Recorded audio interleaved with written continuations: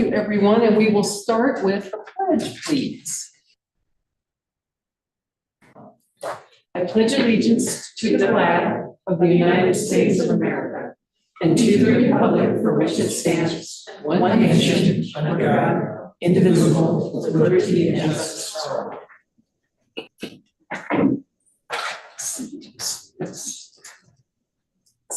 Oh, could we begin with an approval of the agenda, please? Oh, roll call, sorry. Go ahead. Sorry. Mayor Smith. Here. Mayor Pro Tem Valentine. Here. Trustee Stelter. Here. Trustee Schwartz. Here. Trustee Check. Yeah. Trustee Humber. Here. And Trustee Hatton. Here. Do you have a question? Thank you. Now we'll move to approval of the agenda. Do I have a motion? I move to approve the agenda. I'll second that. Any discussion? All in favor? Aye. Thank you. Let's see, we have announcements and we have a proclamation that we were asked to read by Hope West. And Clerk Vetter, did you want me to do that first thing in the announcements? You can start off with this and then we'll see, Kathy, if you have yours. Okay. And then we'll see if anybody else has any announcements. I have a proclamation from Hope West, Delta County, state of Colorado. Whereas for more than 30 years, Hope West has been Delta County's community-owned nonprofit organization where people turn when facing life's most difficult times. And whereas, as a nationally recognized hospice, palliative care, adult bereavement, and children's bereavement program, Hope West provides care to more than 4,000 individuals each year. With every year, the need for Hope West services is growing. And whereas Hospice and Palliative Care Month highlights the importance of comfort for those facing aging, serious illness, or grief, Hope West is privileged to provide exceptional care every day, helping patients and their families transform an overwhelming or fearful time into one of comfort, healing, and hope. And whereas this public declaration celebrates our community's unique spirit of helping each other every day and honors the compassion of the many nursing assistants, social workers, chaplains, physicians, counselors, registered nurses, and volunteers at Hope West.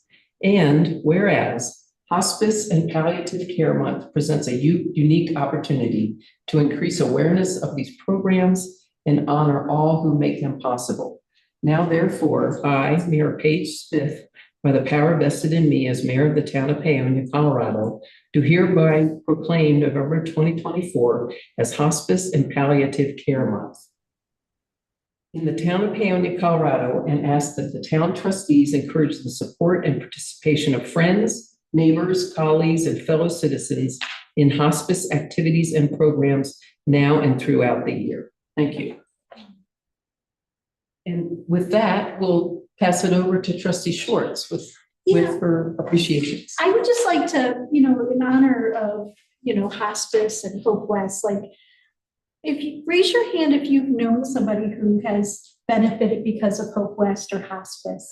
I mean, it's amazing the work that you do. So I just want to say I have immense gratitude and appreciation for you all. So thank you very much. Okay, I'm back at my appreciation. Sorry for the delay, but I'm here again. Okay, so this one is a perfect one to start with. I appreciate that the people, let's see, I gotta handwrite this. I appreciate how the town comes together and steps up almost every time. If someone expresses a need, this town steps up. Whether it's food or rent, someone always jumps in to help. I appreciate that we are going into winter wet. And I appreciate it. I cannot read my writing. I appreciate that we are going into winter wet. This will mean that we'll have a great hay year. I appreciate, this next one's from a visitor. I appreciate how welcoming town has been to. I appreciate everyone who makes the food pantry at Town Hall happen, and the town staff who give it space, and all the folks who donate to it. I am so grateful. Thanks to everyone who shares their leaves for composting and gardens. The Paonia Public Library is the best. My kids love all the programming. Fiona's, that was just a one-word appreciation. And then thanks for everyone who voted for the sidewalk fee. It passed. So those are this evening's appreciations. Wonderful. And is there any other announcement from the trustee? Or Clerk Better, could you describe the open seat on the zoning board of adjustments, please? Yes, we have one seat open right now. We're accepting applications for it. If you turn in a board application and a letter of interest, and then we'll try and get somebody appointed, hopefully on our last meeting of the year. It's used only for appeals for administrative decisions. So it needs somebody who's not afraid to dig into things, learn about what ordinances and statutes are, and kind of pay attention to what's going on. So we'd love to have another member. So it doesn't get used very often, but it is a very important work. So It also appeals building official decisions for something that can't get a building permit. and that too. Did you say the deadline for letters of interest? I was because I was sick last week, so. If we could have them by December 4th, that would be great. And we'll have flyers and stuff like that out soon with that information. Corey has his hand up. Oh, go ahead, Corey. Can you guys hear me okay? Yes, we can. I just also wanted to thank Paonia K8 for the great rates. Great rake. I went out there with Corey for a little bit and they had, I don't know, was that the first graders? And the rakes, of course, were 3 times their size and it was adorable. They were just having more fun doing piles, jumping, and then they got to go to the playground. But it's really a sweet program that I was not aware of that goes on. And Corey, do you remember how long it's been going on? I don't know how long it has been. I know it has been at least since I've been there. Bob Bushta or one of those guys could probably answer that better than me. Anyway, But it's awesome that they come out each year and do that. yeah, and then Corey was telling me that they do the piles and then the citizens know they're doing it and they come with their tarps and put those leaves and take them home. So they don't even have to really worry about disposing of the piles, as I understand it. So that was a very cute thing. If that is it for announcements, we will move on. And am I good? I don't want to rush anybody. We're all good? This is our segment of the meeting when people may come up and speak for 3 minutes on any topic that is not on the agenda. And we ask that you raise your hand and I'll recognize you to come up to the podium, or if somebody is on Zoom, we'll look for your hand raised. And just come up and if you would state your name and whether you live in or out of town, and then write on the sheet your name and address. I believe is the sign-up sheet on the podium. Yes. Okay, thank you. Give that advice and direct your comments to me. We will not do a back and forth, but we're happy to hear what you would like to say. Do I have anybody who would like to? Back. Oh, I'm sorry. I didn't see your hand. Please come on up. I didn't see your hand past the podium. Yeah, that's. So Jeff Holbert at 106 3rd Street East Side. Just wanted to talk a little bit more about this, trying to get the water meter at 594 Grand Avenue. It's part of my mom's property. We've been talking about building a smaller house that she could move into. Right now, she does the wood and coal, and of course she has gas heat too, but a more eco-friendly home. I meant to come after I read the article by David Weber about there being no such thing as a standby fee. I think actually that was started in the mid-70s during one of the long coal mine strikes. There was 4 coal mines, all the workers worked for UMWA. And it was either then or the strike in 86 to 87.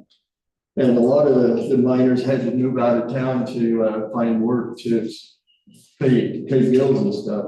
So that, I believe, is when there was a standby fee, and maybe it went away, what David Weber was talking about. But when I was dealing with Corinne in the mid-2020s, when I paid for the water and sewer tap, I rushed to get it before the moratorium went into effect, and I was assured that I'd be able to get that meter put in at any time that I wanted to. I talked with Mark that is building the house at 120 North 4th Avenue, and he gave me a set of his building plans. And combining that with a friend that built a new house in Montrose County, just above Crawford, I would take the two plans and combine them together to submit that to the town and pay for the building permit. But before I take this to an architect to combine these two sets of plans, I need to be assured that I have the water meter. Thank you. Oh, you've got time. Okay. Okay. One other thing I wanted to talk about is, as a standby, I'm paying 103 out of my checking account, and I'm being charged $60 for sewer standby, whereas my mom being hooked to the sewer is paying $57. So I'm actually paying $3 a month more for not even being hooked to the sewer than her. Her and I being single family unit, not a huge consumption of water, but when some of these houses are renting out bedrooms and multiple families are living in a house, that's where part of the problem lies. I think. Thank you. Thank you. Anyone else? I think it's ready for an agenda. Yeah. There's standby fees. Yes. Whenever you guys are ready. Okay. Yes, please come up. Good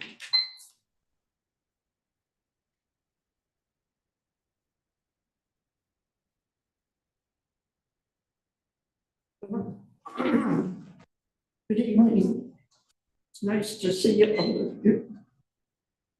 I have to put my 2 cents in for my son. He does a lot of things for me. Takes care of my stove every day. And my yard and everything. I wanted to know that we bought the house in the 1980s, 1989. And we didn't realize there was a little over an acre of land there. So in 2019, we decided to buy the property. And thinking, 17. okay, 2017. Thank you. He's buying the property and I didn't know the Lord was gonna let me live so long. But he just lets me in. It would be better if I had something smaller. I could heat it better and everything else. And with the water tap, and like Jeff said, he's got the pipes and everything. It would certainly help me out. And he's been paying on this water tap since I think it's 2020. But we keep getting promised that they'll come and put it in. But I haven't seen anybody. So it would be nice if we could get a yes or a no, or maybe. But it would be better to know if we're going to get it or not. There's been several other places in town that are sort of behind us, but they got ahead of us with the taps. And so I just need to know what you're going to do. Thank you. Thank you. And I'm not sure you stated your name, if you don't mind. Lynn Bear. Thank you. Yes. Thank you very much. Anyone else who are on Zoom that would like to speak on something not on the agenda? Okay, looks like not. So we'll move on to the consent agenda. We have 2 meeting minutes and the disbursements. Are there any comments on any of the content of the disbursements or the consent agenda? I think we owe it from the bills that were taken out from this disbursements. Say that again, I'm sorry, I didn't We catch. we took out some invoices from this disbursements, I think we should just say. One of them was for county asphalt. Yes, yes, Yeah. county asphalt. Right. And then at SGM, yeah. So our internal, can you admit who, yeah, okay. Our internal controls process caught something that I missed, that Corey missed. And our finance committee caught. There was an SGM bill that was not for us. It was for Silverton or something like that. So that was caught and removed before it was even processed. So internal controls are great. And I'll ask maybe the next, make sure that we put the disbursements in landscape and not. That's So what we it's, think. yeah, and for the next time, because I can switch it in my computer, but I know a lot of you can't. So, and there were also 2 other invoices that were in this disbursements that, did Chief Flamager go? He had to leave. Okay, then never mind. He's gonna bring it up at the next meeting. He did say he was gonna put it in his report. Yeah, at the next meeting. And there are 2 community activities that he does that we just wanted more description of. So we'll get those in the next meeting. Anything else for disbursements? Okay, with that, I make a motion to approve the consent agenda. all in favor? Or no, second? Second? That too. All in favor? Aye. Thank you. I'm gonna pass this around like we do. I'm just gonna sign it and then have you guys pass it down. So we have it done by the end of the evening. So our next spot on the agenda is the staff reports. And if you're following on the agenda packet, starting on page 29 is the staff report, which includes the October budget to actuals. Yeah, so I'm gonna have my TA report the next meeting along with the chief's report. A lot of things going on with the planning commission, comprehensive plan, a lot of things going on with our budget. So yeah, it'll be on the next one.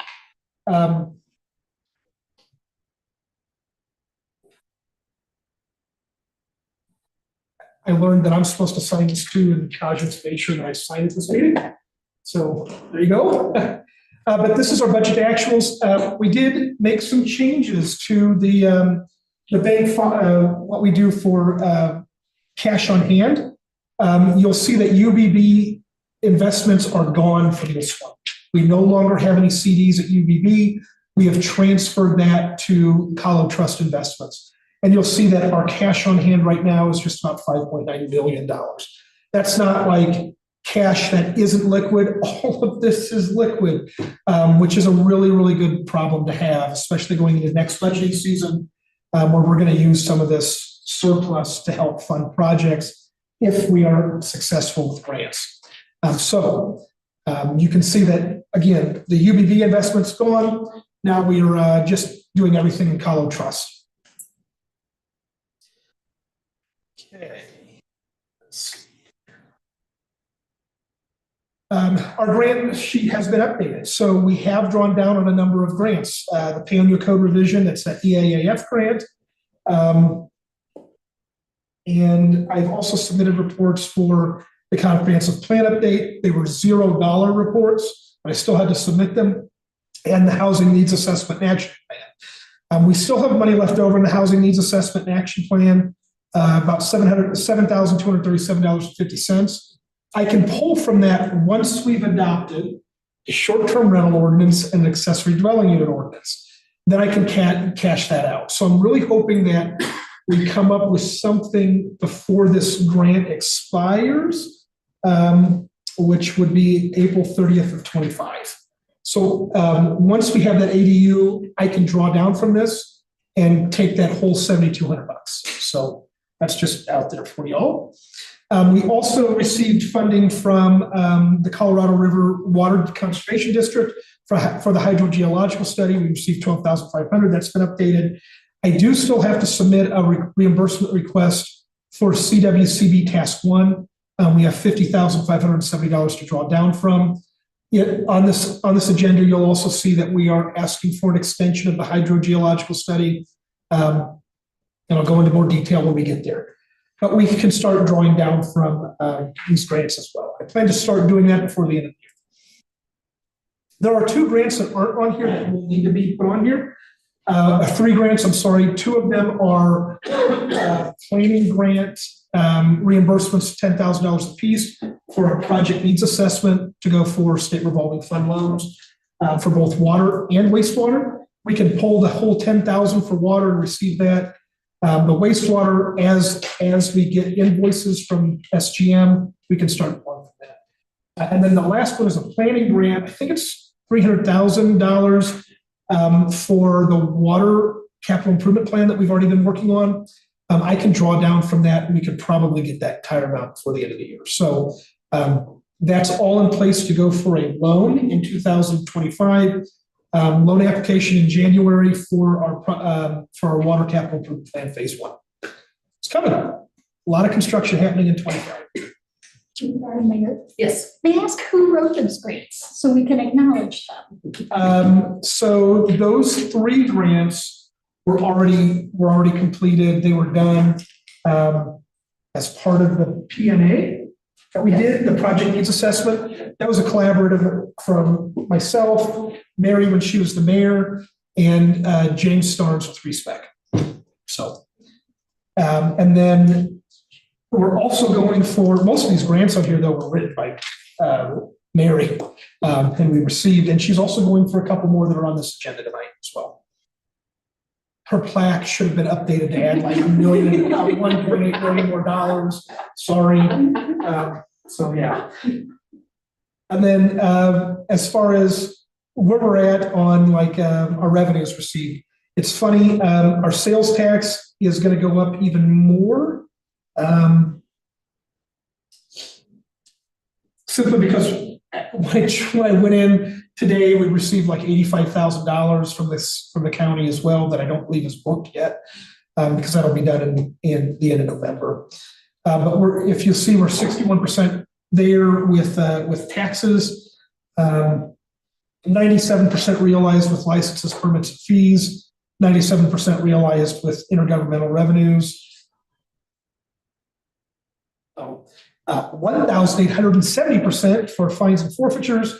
Part of that is because we've changed the back-to-badge sales tax to go out of the general fund revenues and put it into fines and forfeitures. The reason I did that is because fines and forfeitures typically goes to fund the police department. And so that's why that account is listed there. We are 26% realized in miscellaneous revenues.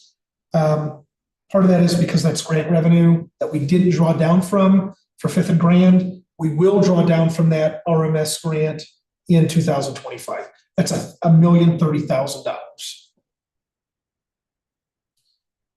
See, as of right now, the good number that we see is that bottom number, 99,146.57, is not in brackets, which means that we are running at a surplus, not a deficit. It's a good thing in our general fund amongst all departments, admin, PD, public works. We're right on target in the admin department, about 82% realized. We're pretty darn close, knowing that there's 2 months left in the year. Law enforcement is 77%. They've done their absolute level best to try to catch up with capital outlays and capital purchases, because it was a lot less. I mean, what we had realized is about 50-some% spent. Now we're at 77%. So we're getting closer to target. Building is 57%. Again, we haven't spent as much as we budgeted for.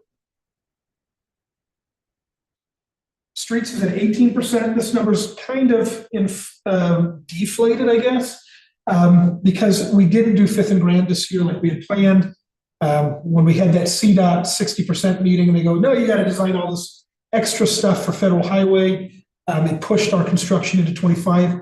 The good thing is, though, is that it qualifies us, our design qualifies us for federal grants. So that's Safe Routes to School. That's also RAISE grant funding that's on this agenda as well. So that's a good thing that came out of CDOT requiring additional design. So we can go for better grants, and it's shovel ready. So we got a ready to go plan. Parks is about 63% realized. That's on par. Knowing that this December, we're going to spend most of that on renovations for the bathroom at Town Park. So you're not going to have shower curtains anymore. There will be real toilet partitions. There won't be a cage to lock the doors. There will be a real door. We may even have enough left over to upgrade the electric to have it year-round facility. So it's coming this winter. Water. Again, you're going to see that percent realized is way down because we were going to take a loan out. Design just wasn't done, and it wasn't done in time, but it will be done for loan application first of next year. As a matter of fact, it is done. We're at 95% for the West Loop. Tank relining is 100%. One of the things that stopped us from going after that grant was CDPHE, who has to approve our project needs assessment and approve all of our project design, hadn't approved it until May or June of this year. So we're ready to go, trying to go after those loan applications first next year. Overall, again, percent realized is 11%. But if you got rid of that almost $8 million worth of capital outlay, we'd be closer to 88%. We're right on target. The good news is, again, that net income or loss down at the very, very bottom right-hand corner, we want to see that nut in brackets. Right now, we're at a net income of $21,457. So it's positive, surplus. Wastewater, percent realized, man, I was right on with that revenue forecast at 92%. So it looks like we're probably gonna surpass that with the last 2 months. Personnel services and all expenses combined, we're at about 64%. Part of that is we did receive a grant reimbursement that was meant for a project last year that came in this year. So we're at a net income or that surplus of $255,528.99. That's a good problem to have, especially knowing the amount of projects we've got coming up in 25, 26, 27. I should back that up with, we are currently working on a project needs assessment to know what repairs we need for our wastewater system. That should be done early 25 so that we can go after loan applications. That's not just collection system, that's pipes and ground, but it's also any upgrades to our facilities, the wastewater treatment plant. It could be things like turning one pond into a self-contained, the proprietary term is Lemna or Sager system, but it's really its own kind of mechanical plant just in one of those lagoons. It doesn't have a roof. It'll have a dome or a flat roof. So those are things that are coming. We don't know what they are yet because we're still in that project needs assessment phase. Sanitation. So we've about 83% realized on revenue, just really good. There are some, and then total expenses about 59%. As of right now, we have a net income or surplus of $76,694.17, which we need for doing any sort of new programs in future years, or to invest in our trash truck, which is aging. There is one trash truck on a surplus disposal list that you guys will be looking at another agenda item that kind of sell it. So it doesn't work. Well, I should take that back. It's in really good condition, so we should bid on that. I just want the net income loss says wastewater utility, so your template. I gotta fix that. Yeah, just point me at it. Thank you. There's been a lot of eyes on this, and we've all missed it. So, airport, we were gonna do some spending this year, but we didn't. It's instead being budgeted for next year. We have, however, received our revenue in. It's about right on. If we got rid of the transfer from the general fund, we would have closer to like 88%. That is it for, oh, I was asked to include this with the budget to actual, so I included it. This is CDOT's 2020 Airport Economic Impact Report. The president of the North Fork Airport Advisory Committee asked that I share this with you from that tour that you guys went on. This is the economic impact that our 7V2, that North Fork Valley Airport, has on Delta County's local economy. So this is specific to 7V2. That's the designation for our airport. It is saying that provides one job. That's at our FBO. And there is business revenues, direct of 176,000, supplier sales of 85,000, and income respending of 104,000. And that's an annual on airport economic impacts. So you can kind of see this for itself. So, they sell a lot of fuel out of there. And I know that there's a couple of people that fly in. They don't hangar themselves there. They're not.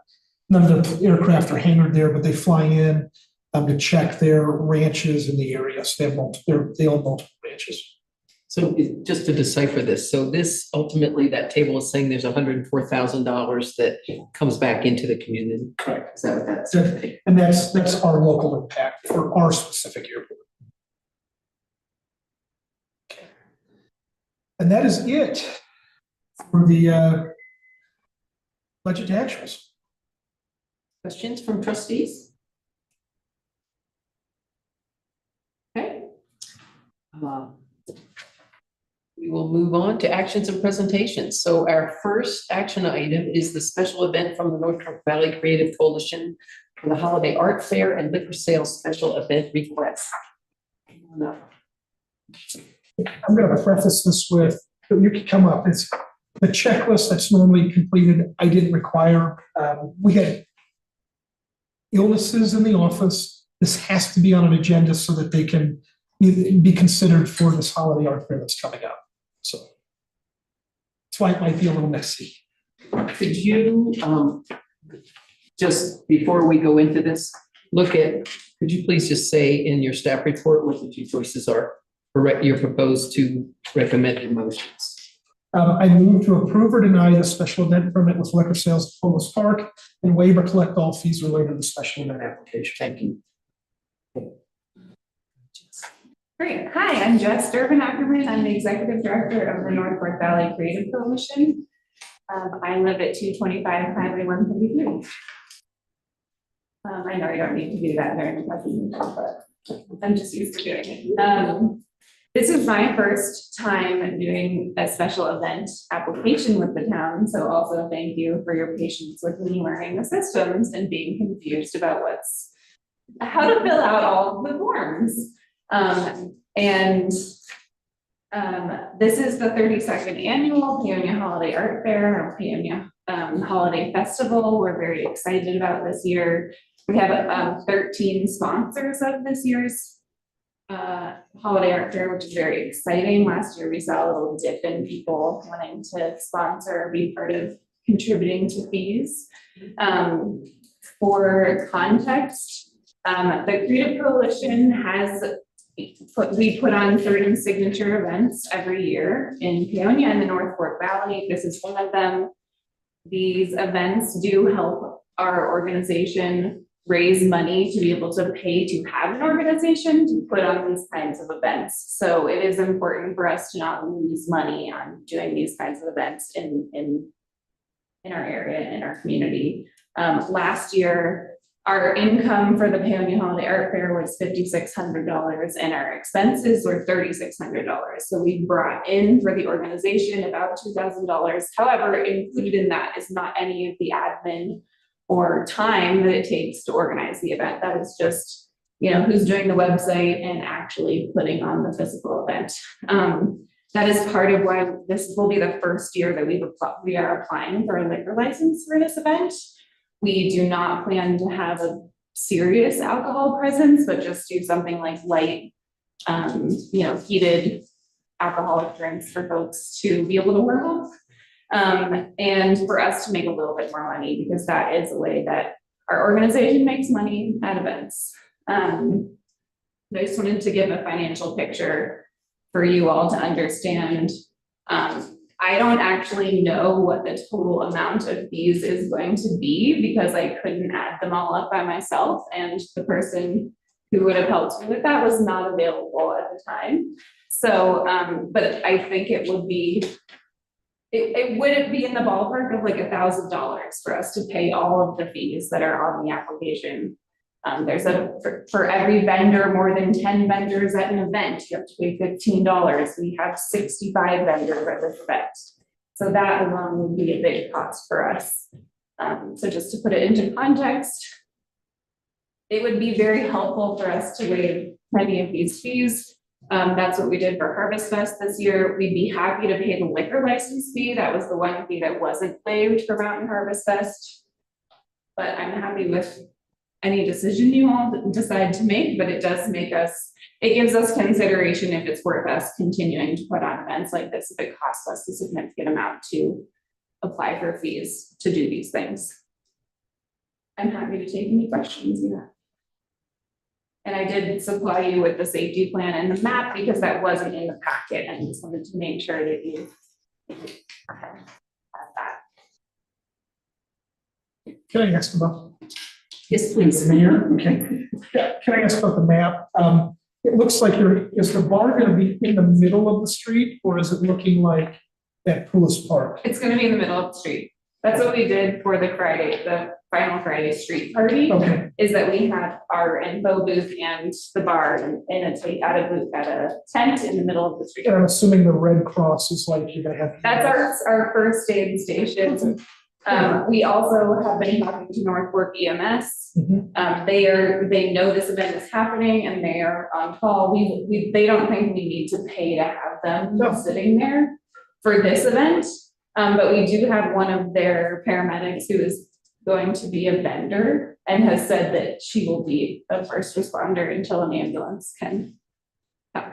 Can I add something? So we did a debrief over Harvest Fest, and one of the things that was brought up is having a presence, of our fire department, of our EMS, of our police officers, actually, they're part of our community, being at these kinds of events. And so I think that's part of what is being shown in this map is there's an integration where we're trying to bring our public safety folks into the fold. So. And part of that is is it okay if I say something to that? Yes, please. Part of that is a consideration that more people are coming to our community events from outside of Paonia. And so we just need to be considerate of the liability that we have in this town when other people come here and enjoy our incredible arts and cultural events, to make sure that we are covered if anything does happen, and that doesn't impact our reputation for those events and being a place where people want to come.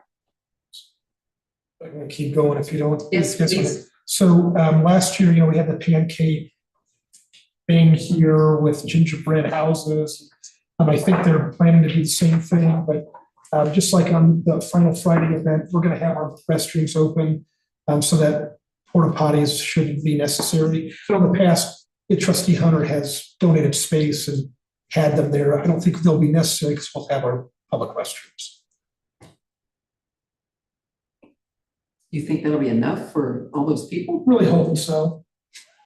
I mean, that's it. That will be it for those two bathrooms. So will there be some staff here to monitor? Okay, I keep looking for that last time here, but there will be officers on site. They're gonna be participating.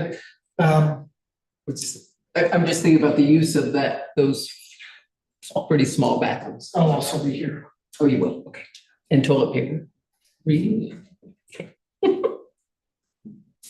Last year, we did not bring in porta potties for this event, and I think that between the businesses that people are frequenting, like the brick and mortar bit that businesses that have bathrooms, the restaurants, et cetera, and these, And it will be okay. Just And seemed like a it lot. did work out for the final Friday street party, and that's the same. Last year I did have to empty a trash can in the men's room. That was about it.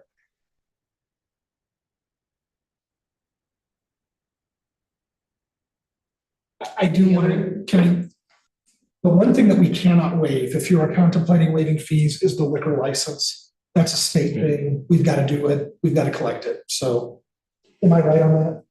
Yeah, Okay. it comes to us, but it's still regulated. Yeah. Yeah. You want to go, Clerk Feder, do you have input? I do, and so I was just gonna say, if you end up approving this, my request would be that that you not waive the liquor license fee, of course, and that you still require that they put in the completely refundable cleaning deposit for the streets. And then as for the bathroom thing, I know in the past we have asked for certain events with a lot of people to maybe provide a couple of porta potties or something. I don't know if that's something you guys want to do, but that would be my request. Because I think you're right about what the fee would be, without me having a chance to look at it. I think it'd be less than $1,000 that they're asking us to waive. So. But just to reiterate, the $500 check, which has not been provided, really it's required by code. And you're suggesting that we do ask for that deposit. I think so. I mean, we don't generally have any problems with it, so I mean, I'm sure all of us have every intention of that being refunded to them and not becoming an expense, but I think if we're gonna have that many people on Main Street, you know, or Grand, it's not a bad idea to make sure that that's. And then I was only gonna say is if you guys wanted to approve it today and make it conditional on proper notification and stuff, then I wouldn't have to bring them back for that liquor license, so. Can I just, so for the liquor, you're saying proper notification because you have a time, there's so much time between the approval of the license and the event? We're gonna put a poster up. So, Okay, just so people know that it's happening, and then I can make sure that I have everything I need for it if you guys want to approve it, and then we don't have to try and fit them back in and do a time crunch thing on them, so. And make a list of vendors that will be on site. If I do compare them with who's paying sales tax and who's not. We prefer to find. Yes. so one had a question? No, my Trustee only concern was about the liquor license, and I thought that was a state issue, so I'm glad that was cleared up, so the motion will just exclude, if we waive the fees except for the liquor license. So just to clear it up a little bit so you guys understand it, the state gave us an option to, by resolution or ordinance, to make it to where we don't have to go through the state for approval. We can approve it at the local level, but we still have to report to the state anybody who gets a special event liquor license from us. So that's why it's still under state regulation, but it's kind of not, they just let us approve it locally. So. Questions from the trustees? And with that, I'll ask, are there any comments from the audience? If so, you may come on up to the podium, speak for 3 minutes. Nobody in-house, anybody on Zoom? Seeing none. Are you all ready to have somebody make a motion? Okay, I move to approve the special event permit with liquor sales at Polis Park and waive all fees except the liquor license related to the special event application.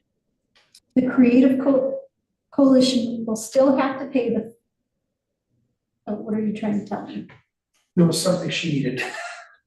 And approve the special event liquor license with the condition that proper notification is completed. And with the condition that proper notification is completed. Add that into my motion, please.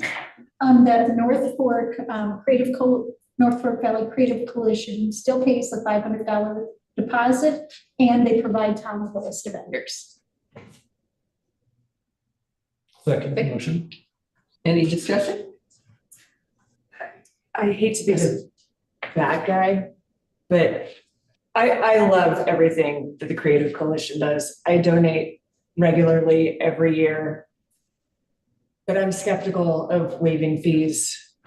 Again, I mean, we've had pushback from community members on waiving fees in general for what we had determined were the 5 legacy events, that this was not listed as one of them. So I'm absolutely in favor of wanting this event to move forward, but I'm skeptical of waiving the fees. Any other discussion? I think when it comes to waiving fees, we need to have some sort of policy guidelines, because it's really hard for, this is our community. These are our community nonprofits and our community events, to have them come and for us not to have policies. So I'm like, let's just waive it for this time, but I think we as a council have to come up with policies in the future. Yes. Oh, sorry, I see 2 hands. All right. And town clerk. Town clerk better gets to be first. I was just gonna say that on your next agenda is actually the legacy event discussion. It's already been put on there for that, so you guys have a lot of information there. Ask a question related to that. Does that include general policy? It's just for the 5 legacy events. It's not a policy for waiving fees in general. Yeah, it's been requested for the legacy event, and you guys wanted to see it again closer to budget time and after things were done, so and they followed up with us, so it's coming back to you guys next meeting. Yes, Administrator Wynn. So that discussion is fine, but we have a mess for special events ordinance and policy that I think really needs to be cleaned up. And so I would encourage you to set a workshop, not just to talk about legacy events, but to talk about our special event policy in general, because it is a mess. Just leave it out there. Would you consider waiting till January for that? Is that what you're thinking? Since we only have 2 more meetings this year? I would. We have a lot going on in the next couple of meetings that we have to, like, real substantive business, including passing the budget. I think really this is going to take a couple of workshops to work through, kind of like what we did with the traffic and street that code change. Oh, with the speed limit. Speed limits and stop signs and crosswalks. I think we'll have to do something similar. Do we need a motion to have a special meeting or a workshop? If you have it in January, you can make that anytime you want to. I think it's all right for me to make a suggestion, just because parties have been notified that discussion's on the next agenda. You use it as a guiding principle and set a work session date from there. So everybody feels heard. You guys got some good ideas for going forward. It's like good advice. So on that note, I think we're ready for a vote. You have a motion and a Yes. second. Right. I think you're ready. Is there a second? Still need a Yes. second. Oh, well, you have a No, second. no, Trustee Check second. That's how you had discussion. Yeah. So with that, are we ready to, all in favor?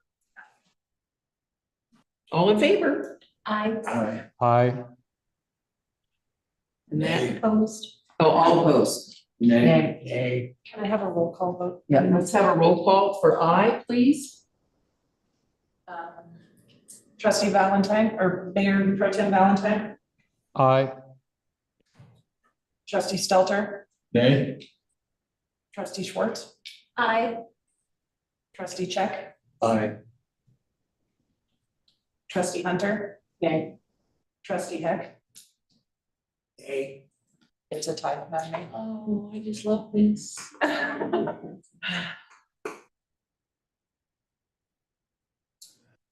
Nay. I'd like to make a motion. That for words. I move to approve the special event permit with liquor sales at Poulos Park and collect all fees related to the special event application pending proper notice for the liquor license and requesting the Creative Coalition to provide a list of vendors. I'll second that. More discussion? So in other words, you are going with asking for all fees to be paid. Sorry. Trustees have comments first. I'll let trustee Schwartz go. I wish there would be a middle ground here, so it's like, is it all or nothing? Like, we don't have clear policies, we don't have clear guidelines, like, in my mind, it's like, okay, if the board isn't in favor of doing 100%, would we be in favor of doing 50%? And then let's us get our stuff together so that it's clear for the community.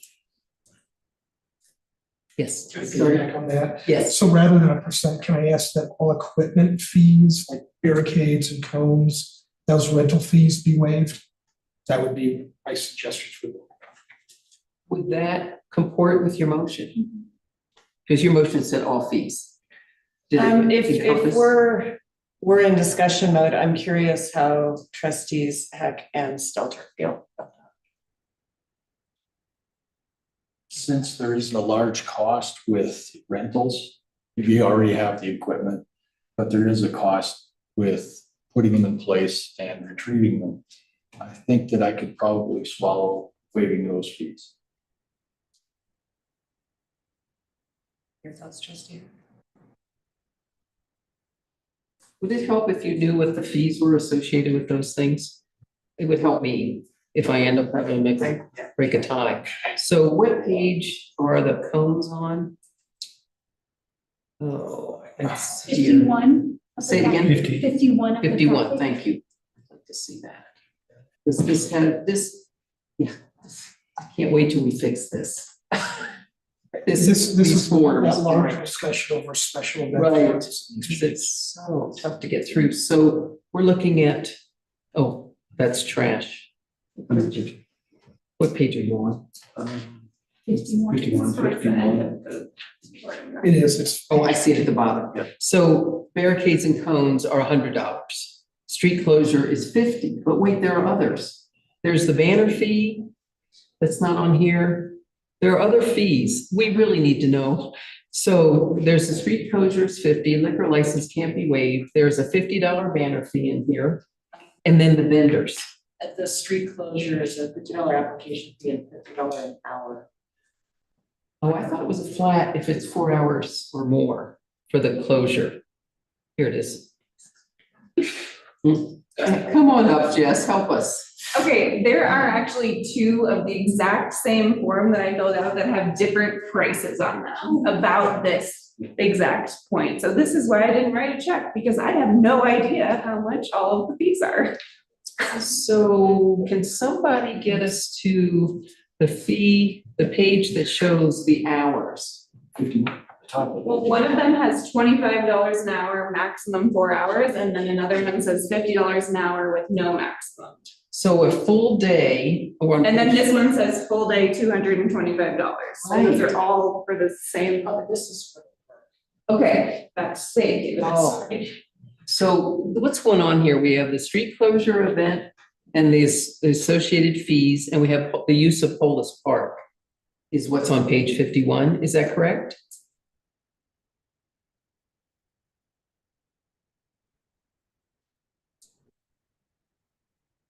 Which includes the vendors. Yep, street closures, the bottom. Page 50. Park is at the top. Right, so street closure liquor license is associated with the parks? The liquor license is, this is an error, the liquor license is only $50 a day. What's down here is an on-premises permit, which is not what they. So Sam, can you give us an itemization of what we have here? I am so confused between the street closure and the park. And we do need a special event for the use of the park. Is, right? We need to have a special event use of Polis Park because the number of people, it's gonna be over 100. Is that here, in here? I'm even looking at our code, trying to find a special event app. The only thing that's in there is liquor licensing, Large park gatherings. large part gather, so it's not even called a special event. Yeah. And Polis Park is next to where we are, but mainly we're using the middle of the street. And that's the main part of the holiday festival is on the cement. Yeah, I I don't know that Polis Park has been paid for separately with these Grand Avenue street closures. I don't recall. But on page 47, there is somewhat of a summary. Large group park application is not checked. The only thing checked is the banner permit, $50. Street closure application, $50 app fee, $25 an hour. You're gonna close it for 10, 9, yeah, 9, so that's almost. but it's actually $50 an hour. That's what it says, it's street closure, $50. Well, there's an application Oh, right, fee of right. 50, $25 an hour, and then the $500 deposit. Town clerk's better. Okay. Go to the next page from the one you're on. Okay. And that says $50 an hour. This to me is why we should just waive the fees and get our stuff together, because if it's this unclear, like, this to me just feels like, what's happening right now? This Yes. is a mess. This is a little bit of a mess. And so as long as we're, yes, town clerk better is still. I apologize, but apparently it takes a chaotic mind to understand chaotic paperwork. I can tell you right now, I mean, from what I'm doing here, and then with barricades and cones fee. If I would have been here and she would have asked me for a price, I would have told her it was gonna cost her $600. And then a $500 street closure fee that's refundable. And that includes the liquor under 50? So no, that price that's on there is, there's an on-premises liquor permit you can get for if you just want to bring your own alcohol to a public space, like to a park or a family reunion, a barbecue. That's $150. A special event permit liquor license that we're talking about is $50 a day, but it's capped at 3 days, so it's never more than $150. You're doing 1 day, right? Yes. So I would charge them $50 for the special event liquor license. $50 for a banner, you print on the banner? Yeah. Yeah. And then it would be $400 for the street closure. And then barricades? Okay, And then well the then, barricades at the end. you know, vendor permits, you got $25 a vendor. That's, 15 over 10. but that's off the park rental. Well, even vendor permits, though, in our fee schedule says $25 annual registration fee, individual vendor unassociated with park rental or special event. So then if we go to, I mean, this is a mess. And it's because it's in multiple pieces of our code. We've got barricade rentals, $10 per barricade per event, street cone and barrel rental, $5 per cone per event, and $10 per barrel per event. I mean,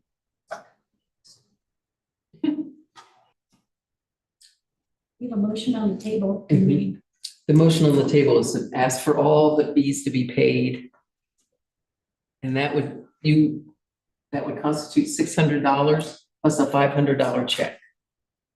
That's refundable, correct? In the ballpark? All right, well, we have a motion and a second, so let's go through. Would you like the motion? Could you read back the motion, please? To approve the special event.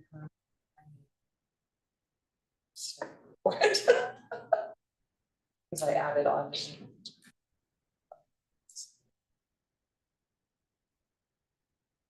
Thank you. So to approve the special event permit with liquor sales at Polis Park and collect all fees related to the special event application and the street closure deposit and the final vendor list. Oh, conditional on proper notification. Okay, and that was seconded, so let's do a vote. All in favor? Aye. Aye. Nay Nay. or Aye. against? How many? Roll call vote, please. Yes. Sorry. All right, Mayor Pro Tem Valentine, Aye. Trustee Stelter, Aye. Trustee Schwartz, Nay. Trustee Check, Aye. Trustee Hunter. Aye. Trustee Heck. Aye. The motion carries. the fees are. well, I'd like to suggest that this go back, you all put everything in front of you. You know, all these different forms and see which ones apply. Do we need to clarify what this, I mean, with what they're actually paying? Is it the 600? I mean, this, because are we gonna also add in the $15 per vendor? Because that to me is just crazy. I mean, this is the fee schedule that we passed the end of last year. And I'm the one that made this, and so I had to pull this from multiple pieces of code to try to piece it together. And this first part is just rentals as it relates to like anything, but more towards special events. And it's not easy to understand. So I'm wondering if we need a second motion to, like, or what's gonna happen now? So the North Fork Valley Creative Coalition is just left with like, we don't know how much we're gonna pay because town paperwork isn't clear. Or do we need to make that decision tonight that says, or trust staff to come up with whatever that fee would be? And I just want to add, so I'm looking at page 51. So you're going to have 65 vendors. The first 10 are free. So you're going to have to spend 55 times 15, which is, I can't do math in my head. $810. How much? $810. Mayor? Yes. Make a comment. So I completely agree that our paperwork's a disaster in this regard. However, it was also coupled with the fact that we had key staff out sick, and Clerk Vetter is typically the one who would do this. And in my mind, if it were up to me, I would have her figure out what she would charge, having stated that she already wouldn't be charging the per vendor fee, as that is typically a park fee. And as I heard you, it's included in a street closure. Well, so that comes down to, that was new as of last year. Up until then, only their special events at the park, which that's where that $225 a day or the half day, that paperwork is for our large park gatherings. Generally, street closures have been done different, but this vendor fee, it is a new fee. You know, so of course, I also would have gone back to Stephanie and double check all my work too. So, but you just remand it back to staff for figuring out the fees. One dumb question. Sure, there's no doubt. Vendors have to pay sales tax. They should, yes. yes, It's part of the offset. That's why we provide the vendor list. Something. So with that, do you feel like the staff is, Trustee Schwartz, would you like to propose a motion? No, you don't have to. No, because I know I'm supposed to support the motion because that's what the council agreed on, but I don't want to make this motion. All right, so, I'll make a motion to send the fee schedule to the staff for determination. I'll second. any discussion on that motion? Seeing none, all in favor? Aye. John? Aye. Were there any nays? I'm sorry, I didn't hear if everybody said aye. It was unanimous? Okay. Okay, thank you. Can I ask a question or clarifying question? I would rather you ask Stefan, if you don't mind, because we have put it to him. Okay, I just want to understand how what this decision means for me. I'll follow up with him. Okay. Mhm. Okay, Coming forward. Thank you. thank you. Action item number 2 is consideration of reapplying for the RAISE grant. And I turn that back to Stefan. Yeah, I gotta share the screen, 1 second.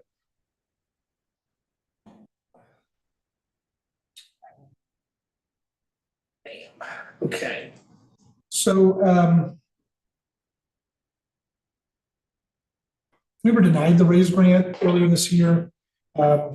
was unclear why we were denied that raise grant. But we received an email from the governor's office that asked if we were going to reapply for that raise grant. Our answer was, yeah, we are. So we're going to ask for the remaining amount for a fifth grant. But before we do any of that, Mary and I wanted to get this on an agenda for discussion, so that you were actually approving us going for that grant, rather than just kind of mavericking it. I think our application will be more competitive this go round. Unfortunately, fatalities do increase your score, and we've had one recently. So. Questions from trustees? Trustee Valentine, any questions?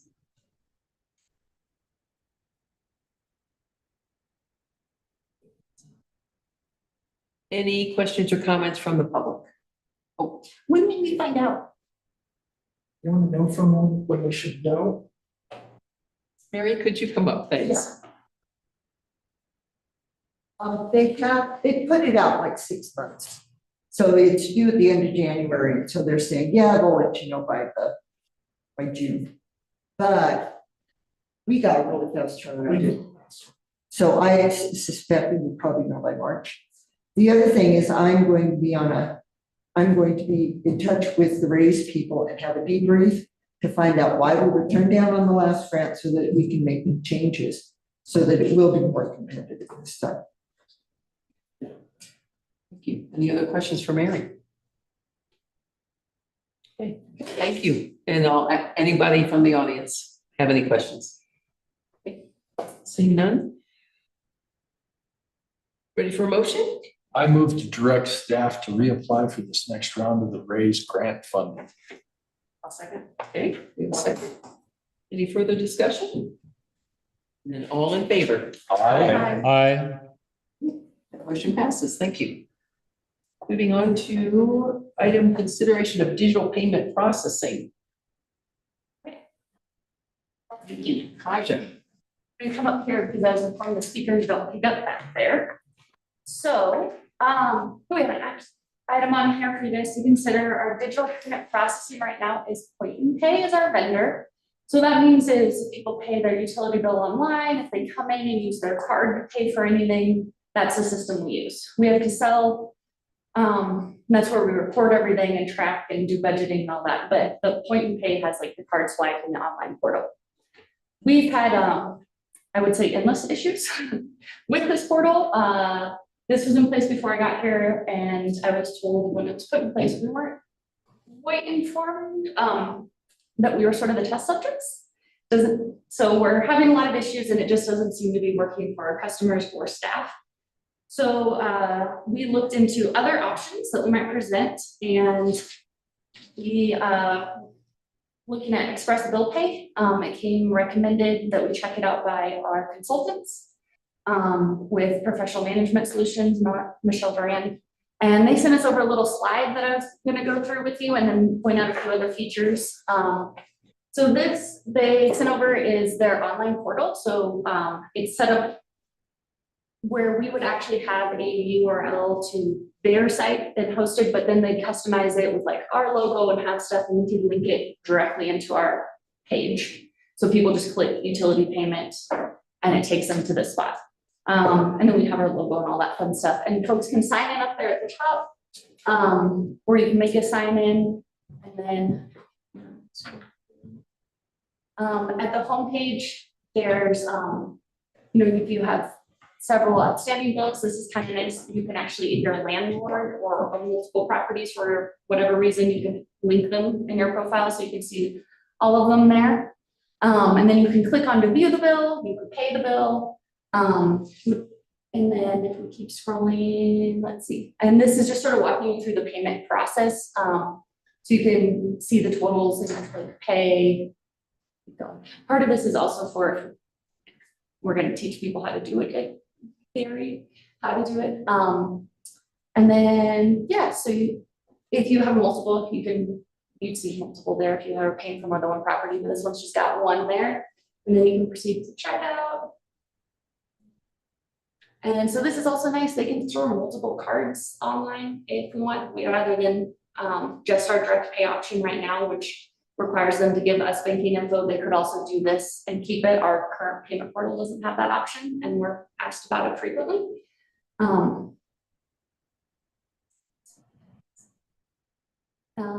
And then you can also still link the bank account, so people can do it either way. So let's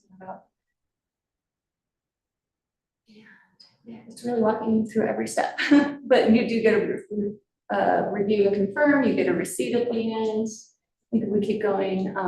There's also an auto pay. So right now we just have that direct pay from the bank option. Folks can set it up with their own. You can kind of scroll through this. We've all set up auto pay before, but you can set up your times, your dates, and the amounts, and then it can email you notifications. What is nice about this is there's also other spots you can set up other email notifications. It can notify customers if their card's about to expire, if they have an upcoming bill, a past due.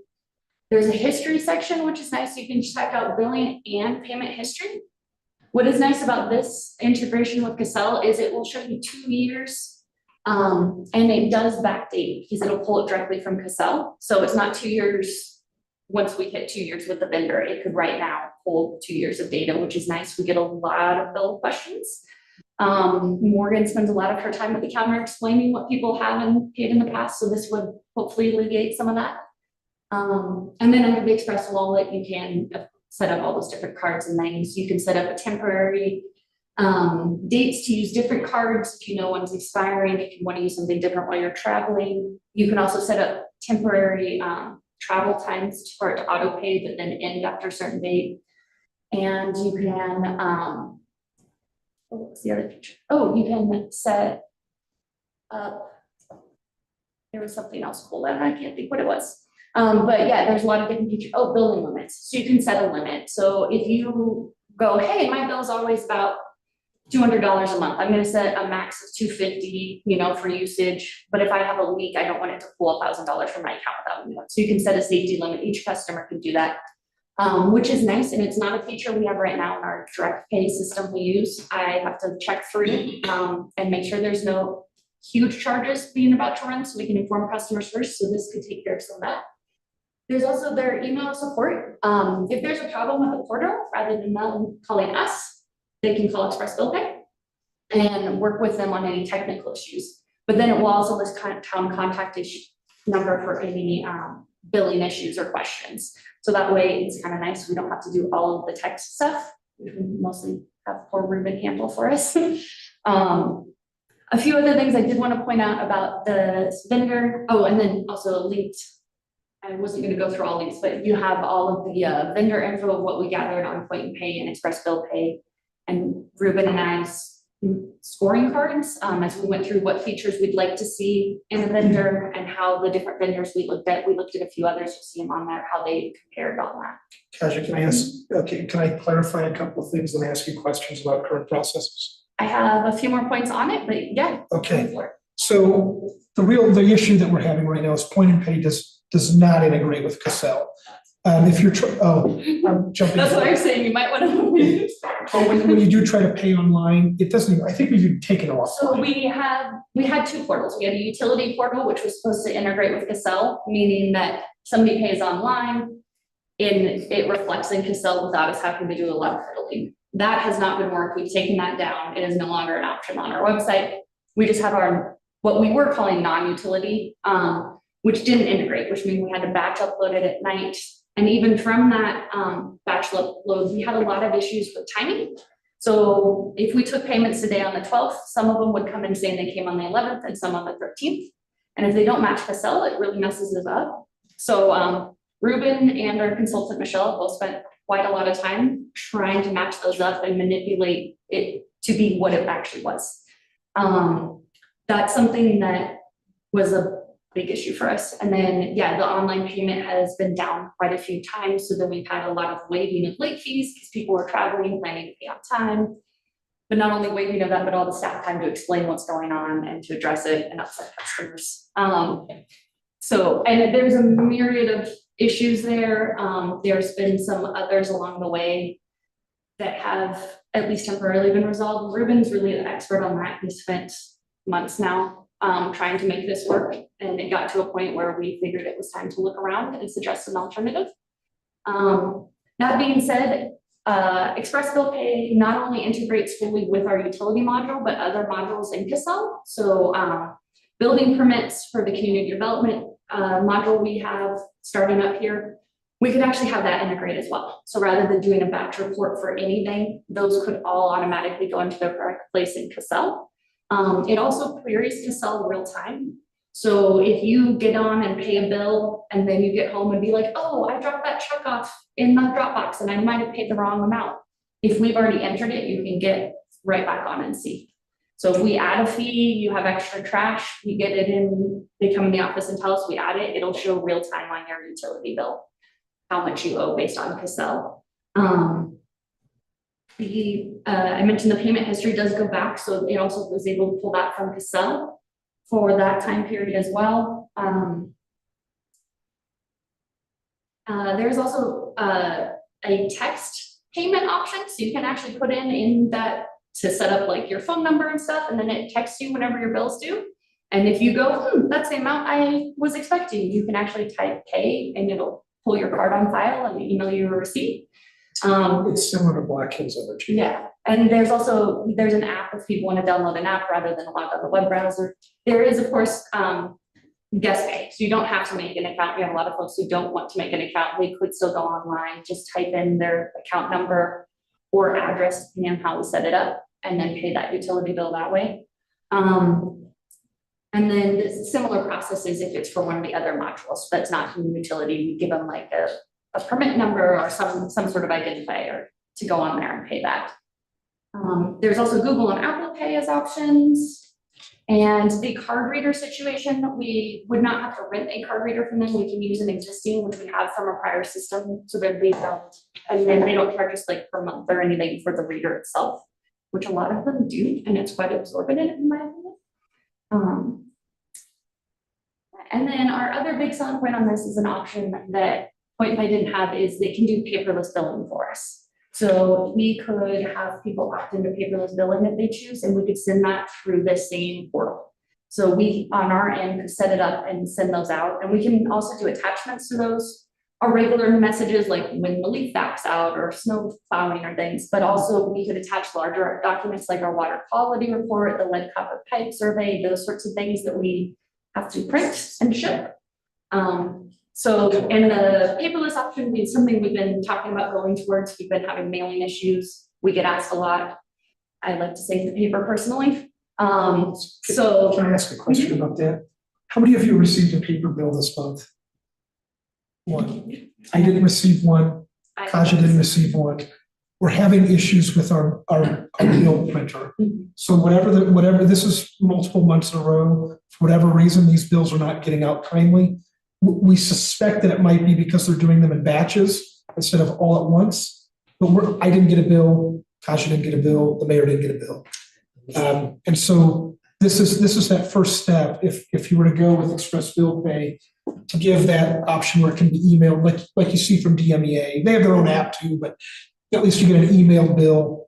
And then we can, if we need to, we can print those bills in-house and send them out for people that receive paperless. Kaja has an idea to charge for paperless or paper bills and not charge for paperless, but that's a bigger discussion. The option here is that it would actually exist, right? We have that ability to do paperless. Sorry to. No, that was my last one. So at this point, it's questions if you have any about it. Yes. My only question is what the current system costs. I see what the new system costs. What is the current? Yes, so the current system billing is been reduced at this point to pretty much we're passing along the fee for the charges, the like card swipe charges every time the credit cards and debit card companies have to pay fee to the customer, and that's about it. Part of that is because we're the experiment person. They waived a lot of fees that would normally be charged for us. The staff time I've not calculated though to deal with the issues. And I will say on the score sheet, there was a few vendors we looked at, and this wasn't the cheapest, but it wasn't the most expensive, and it offered more features than currently as well. So it's great. And that is where, Point and Pay does offer certain features that we're not opted into at the time that were not calculated in what we pay them right now that we were considering from Express Bill Pay. First of all, I really appreciate the weighted tables you all did. That was super helpful. Was wondering, so actually nicely done with that. I have just two questions. What percentage of our customers pay online right now versus pay with check? Very few online due to the issues. We get a lot of people who come in with a check and ask us when we're getting something else for them to pay online because they didn't want to deal with it anymore. So right now it's actually a fairly small percentage, I would think, that pay online, as opposed to who have asked us to. Can I piggyback that question? Sure. It's probably the same, my track record so far is when I jumped the gun. How many are on auto pay? We do have a portion, a good chunk on auto pay. We have been asked multiple times by a lot of those customers as well to do something where they can set up on their debit card because they don't feel comfortable giving us their routing number and bank account. A lot of them have opted to still do that in the meantime. And I think a handful of them still would because the way that we do our direct pay right now does not incur any fee because it's bank to bank. And there's different fee options with Express Bill Pay, but we have had quite a few of those people express concern about leaving their banking information, even though we keep it very secure, locked up and all that. Okay, and my second question is, when it says the estimated cost is $454 a month, is that just a flat rate fee? Because No. that's very surprising at 3% for transaction plus 65 cents, because that's like $5 in fees for every bill. Yeah. And I was like, whoa, that's ridiculous. Yes, so the estimated cost is estimated because it does vary. Some of that is, it includes the billing and billings per how many we actually use. And that's broken down in the vendor sheet for them, which is farther in. Let me scroll down farther on mine. Tell us what page you're on when you get there, please. It looks like it is on page 95 is the table of charges. So paperless billing is 25 cents a billing. So this estimate is based off of 1,300. We actually send out currently a few less than that paper bills. And obviously if we were to go with this option, it would start off much, much smaller than that as people would have to opt in. And that would be 325. And then there is a support and maintenance with a minimum of $100. And based off of our customer numbers, that's where we'd fallen. And then the 25, and then 29. So 129. And then the fees incurred, we currently pass these on to customers with Point and Pay, onto our customers, not onto us as the customer, which is how Express Bill Pay sees us. And this is where this table gets a little tricky. End user would be what we consider customers, and their use of customer would be us. Oh, thank We'd be you their for clarifying that. Okay. Now, the other option is most businesses wrap that up into their price. Most utilities sort of wrap those things up into a service fee. We currently, right now, that's directly passed on to customers at our counter, our website. The Express Bill Pay, we would have to take that in as a charge, add that charge onto our customers, and then pay that to Express Bill Pay. Or wrap it into a service charge if that's something you all wanted to address later and do it that method, which is what most utilities do, from my experience. The 3% is a little on the higher end than some of them we looked at. The 65 cents is actually lower. A lot of them are 95 cents. So that's where it sort of depends on what transactions you're doing and how you're paying and whether this is better or worse than the other vendors. The EFT transactions price is a flat rate, where some of the others is still on a scale. So we were really looking at all the vendors, and they're all a little all over the place on how they do it. There doesn't seem to be too great of a standard that we experienced. Yes. So the people that have been using Point and Pay, and they're paying a similar fee every time they pay their bill? It's around 2%, and then it's on a sliding, and let me see, it should be in this vendor form for them. Let me Well, find that. the reason I'm asking is, are people, I mean, I'm not gonna do this. I'm not gonna pay 3% of my bill And that's why we have a lot to of my people credit card. still. It's really exorbitant. I can just put a box, so I'm just wondering how many people actually will use this. Well, a at lot that of rate. people calculate the cost of paying for checks versus the fee and decide which is better for them or more convenient. And Clerk Vetter. Hmm. Sorry, I was just gonna toss out there on the opposite end of that spectrum, Mayor Smith. A lot of times if I can pay something online, I don't even pay attention to what the fee is just because it's convenient and it gets it taken care of. So just as, I'm sure there's tons that will say that, but there's also a lot that are gonna look at it like I do. And unfortunately, this is a cost with penny. There's, the lowest I think we saw was 2% with a 95-cent fee. This is unfortunately just sort of the rate that the card companies charge that then must be passed on and it eventually gets passed on.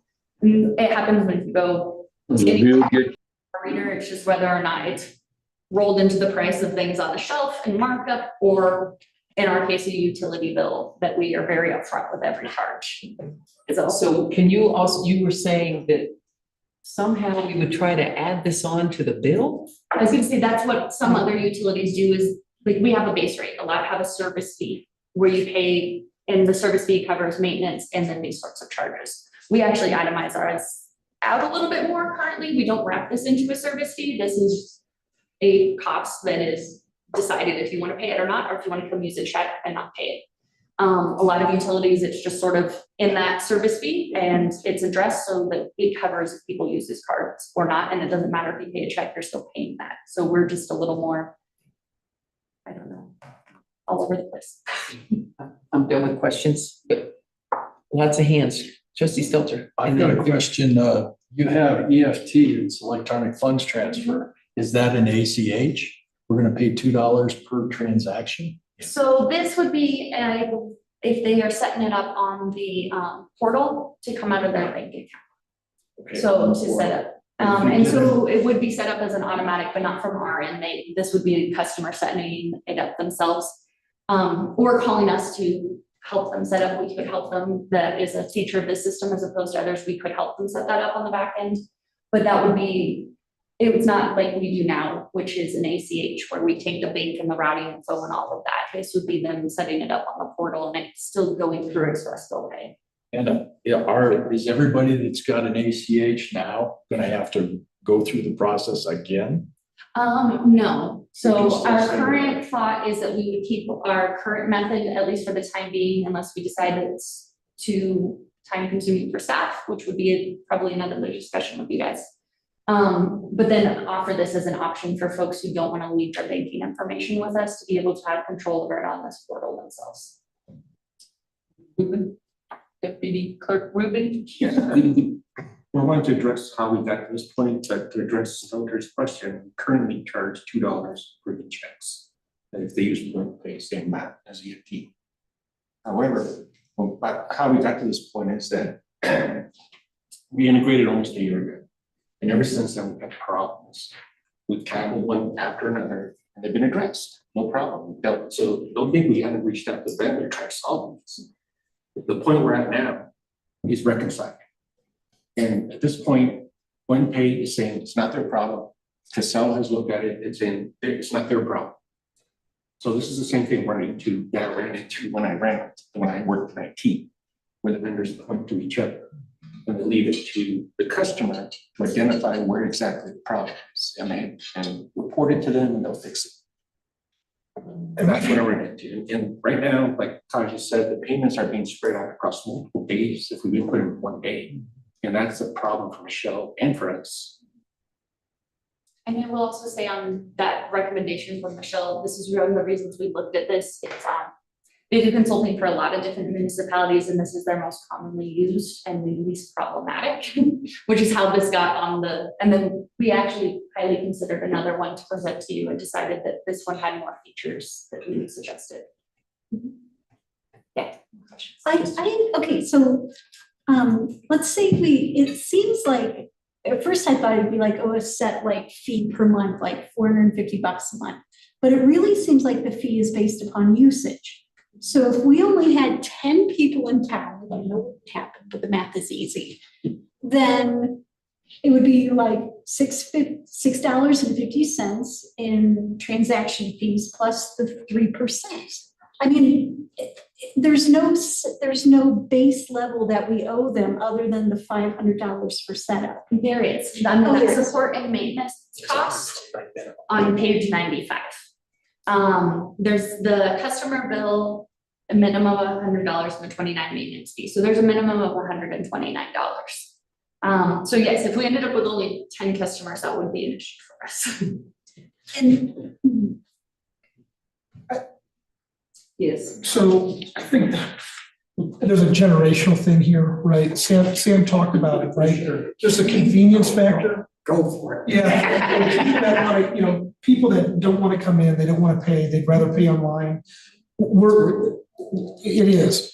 The only reason I would do this in a heartbeat through an app instead of writing a check every month, because I work here, I bring a check in and there's no fee associated with it.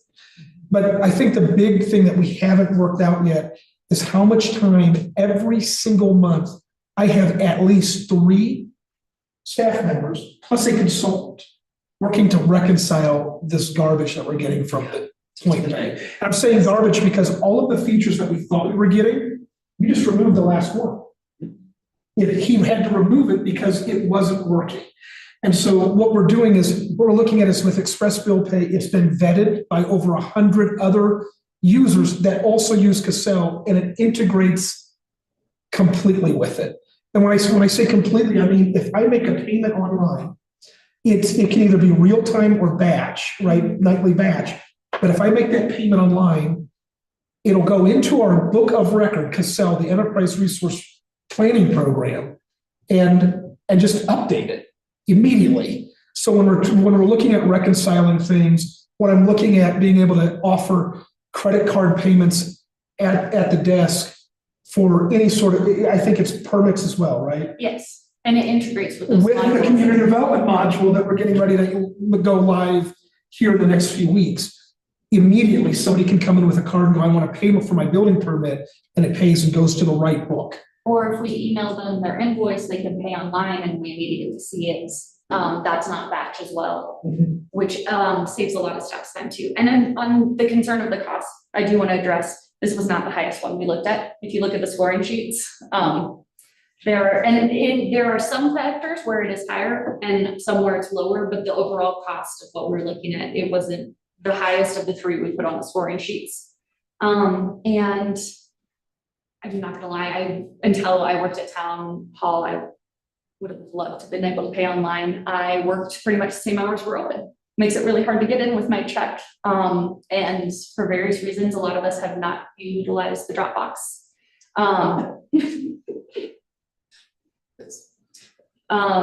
And so there is a portion, especially of the more recent Paonia citizens or younger Paonia citizens who ask frequently about the online and still come in and pay a similar fee with their card and just want to be able to do that from the convenience of their home or their cell phone.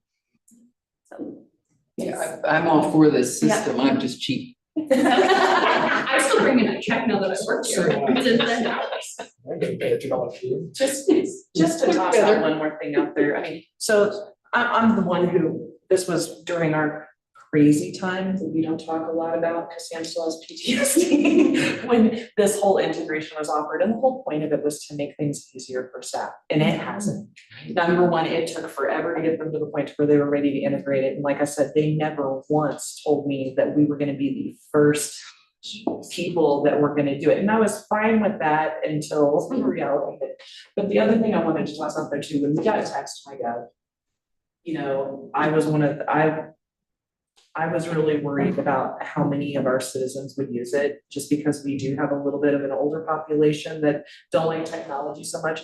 And it is used way more than I ever thought it would be. And it actually has cut down on a lot of informational calls for us or things about that. So I expect that while this might get a little bit of pushback at first, I think it would go the same way.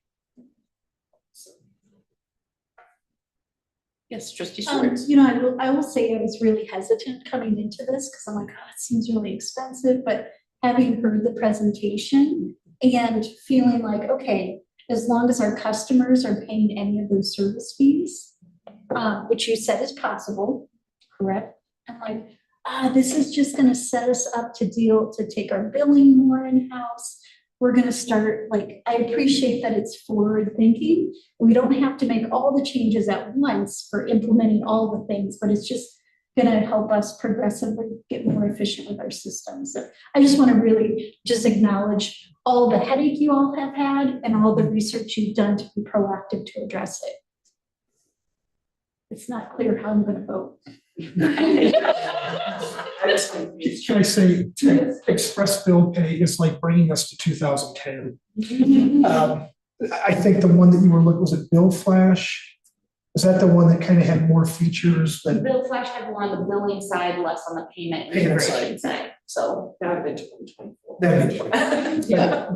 But we're getting there, and so, because this is something that larger cities have offered for quite some time, it's just finally trickling down to us. Yes, trustee Hunter. Oh, my thing, I like, Wait. I was gonna make a motion if he wants to give it. no, go ahead. I'm just rambling. I move to terminate our agreement with Point and Pay, turn into a contract with Express Bill Pay. Second, I'll second that. any more discussion? Can I just do an amendment? Or I don't know, can I do an amendment?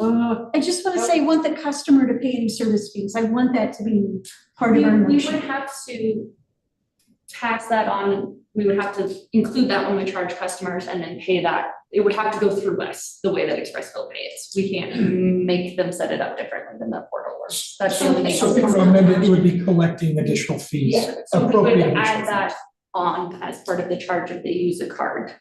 And then it would go to them, it would momentarily be with us. Yes, that's Okay. fine. I Yeah. just want to make it so people who use checks don't get charged that. That's my really big concern. So what do But we if do that's with not it? the case, then I'll shut up. There wouldn't be any reason for somebody writing a check to get a fee.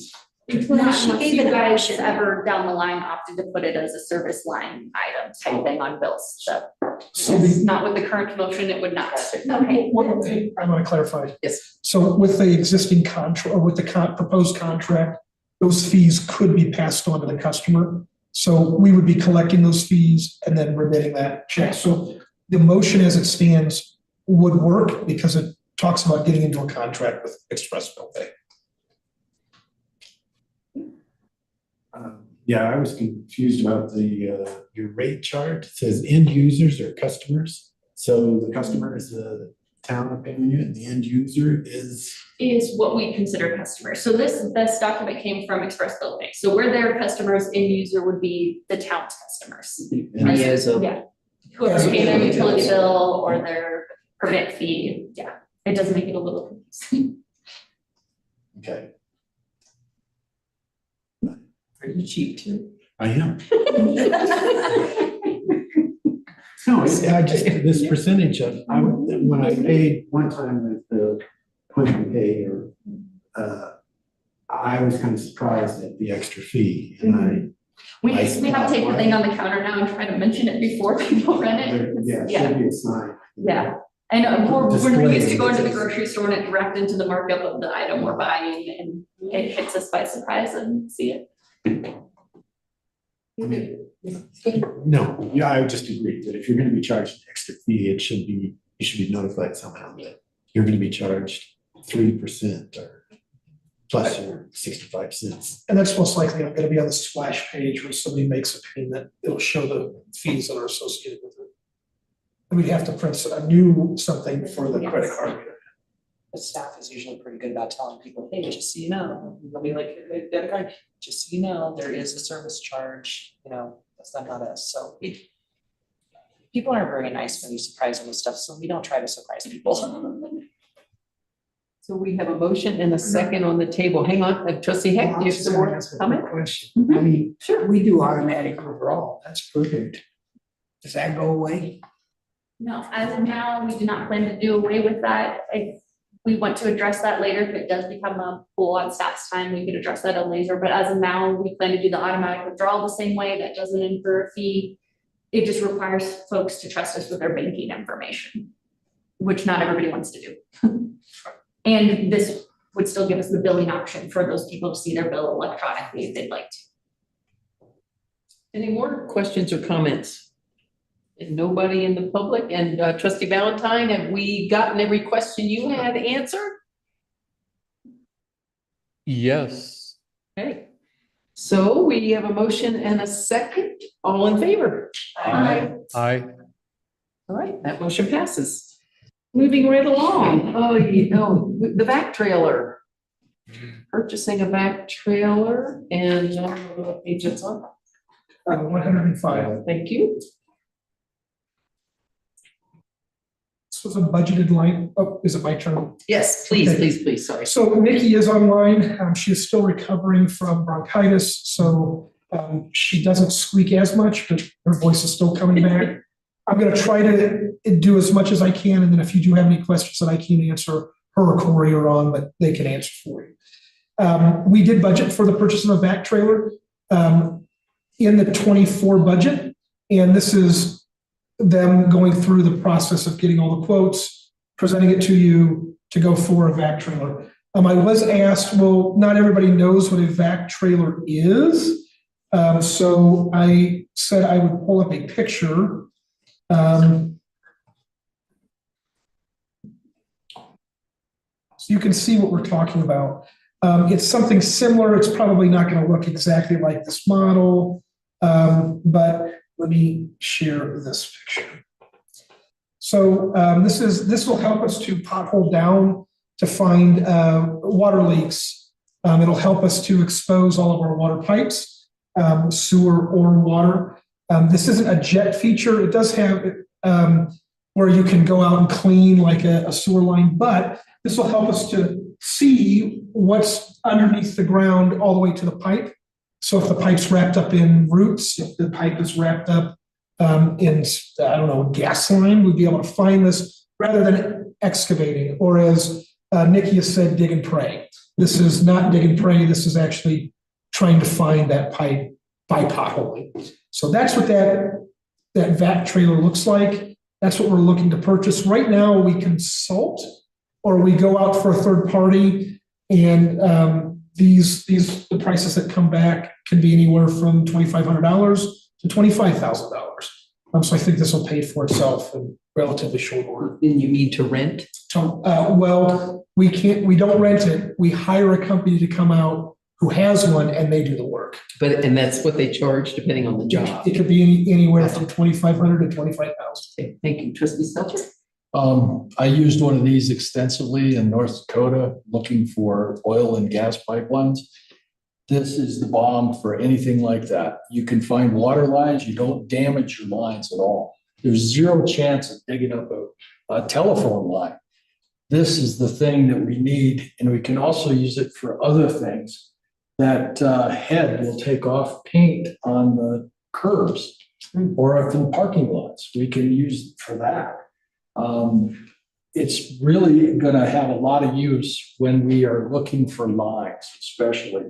And we can locate consumer lines because our water lines are usually 3 to 4 feet deep. It'll take 15 minutes. 2 guys in a shovel will take it out. And this will save the town a tremendous amount of money as well. Corey? I've got, Corey, I got your message. I'll read it out. So, but I can also say some of the larger vac trailers I've watched be used to pick up riprap on the side of the road. So on the side of the interstate, those big rocks. But Corey did have a number of items. He said sewer and septic cleaning. Vac trailers are often used to clean out sewer lines, septic tanks, and storm drains by removing sludge, waste, and debris. Hydro excavating, that's what we're talking about, digging down. They can be used for safe, non-destructive digging near underground utilities, reducing the risk of damaging pipes or cables. The combination of water and suction allows for precise excavation. That's what I referred to as potholing. 3, spill cleanup. We know all about that recently. They can handle liquid or semi-liquid spills, making them useful for environmental cleanups. Oil spills or hazardous material spills. Sludge and slurry removal in industries like mining, manufacturing, water treatment plants. Vac trailers can remove sludge, slurry, or other dense materials. I wouldn't recommend this out in our ponds. We need to do sludge removal contracted with a big boy. Catch basin cleaning. So this is at all of our streets and gutters, right? So this cleans out all of our stormwater system, which probably hasn't been done in quite a few years. I know we recently did one at 5th and Brand And I don't think it had been touched in like 30 years. So Shiny gold. no, we just found a lot of dirt, really caked on dirt. Dust and debris collection. So this is like construction sites. They can collect dirt, dust, dirt, or other debris from confined spaces, helping site cleanup, industrial waste removal, which we really don't have here. Potholing, that's what I explained, and then tank cleaning.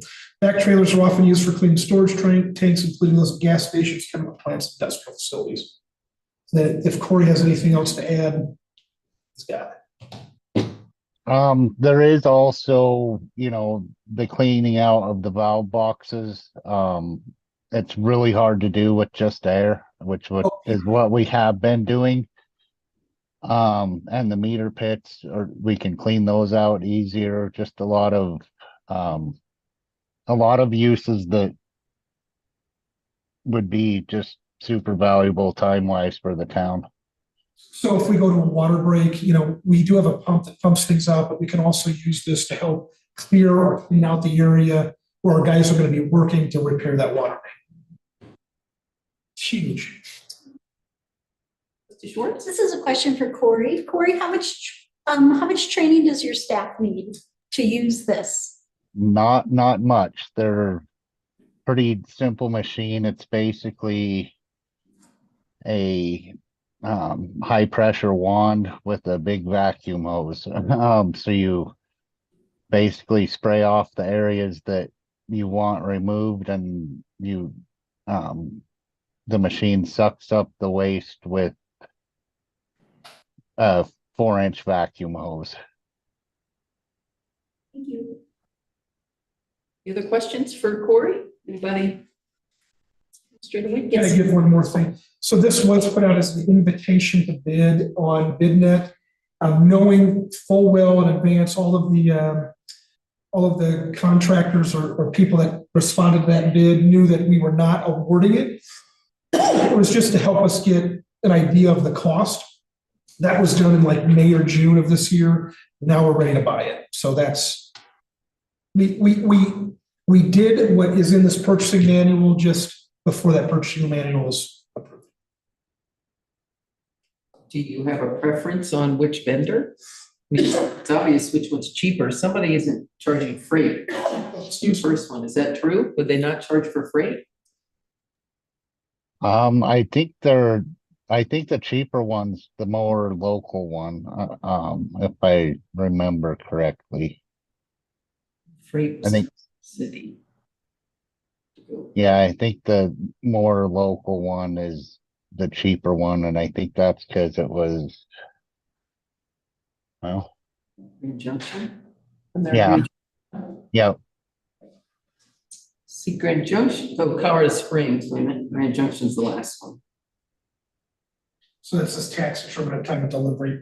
So No tax. price of machinery and freight calculated at time of delivery. So they're saying that there's going to be a cost associated with that. So the Grand Junction one is 108, and that is including That freight. includes freight, correct? Yeah. So it is the cheapest. And are you feeling like you don't want to get any of the warranties? I think the warranties would be valuable, on any new equipment. There's always a risk that something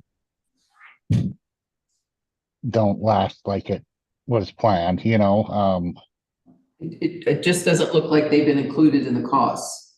Yeah, they just put all the options in so that we could select which one, and I'm okay if you guys want to choose that. I think obviously the 3-year parts and labor warranty is a pretty good deal.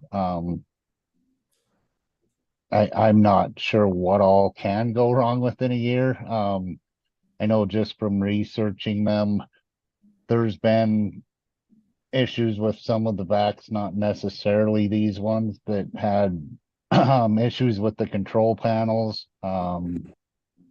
and some issues with the pumps, so I think it's a pretty small added cost for the possible things that it would cover. So that, you saw in the staff report that Premier was what everybody's recommending if you did choose to go with the 3-year parts and labor warranty, that total cost would be 113,313, which is still within that budget of a little over 125,000. Trustee Where Hammond? did labor come from? Hey Corey, these parts Yeah. and labor warranties, would that come from the dealership? How, Yeah. do you know how that works? Okay. Yeah, it's a dealership one, and so if anything goes wrong with it within that time,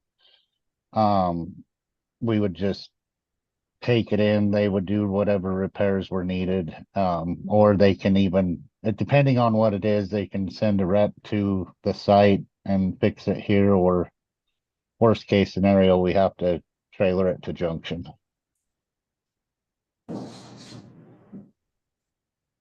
Any other questions? Somebody ready to make a motion?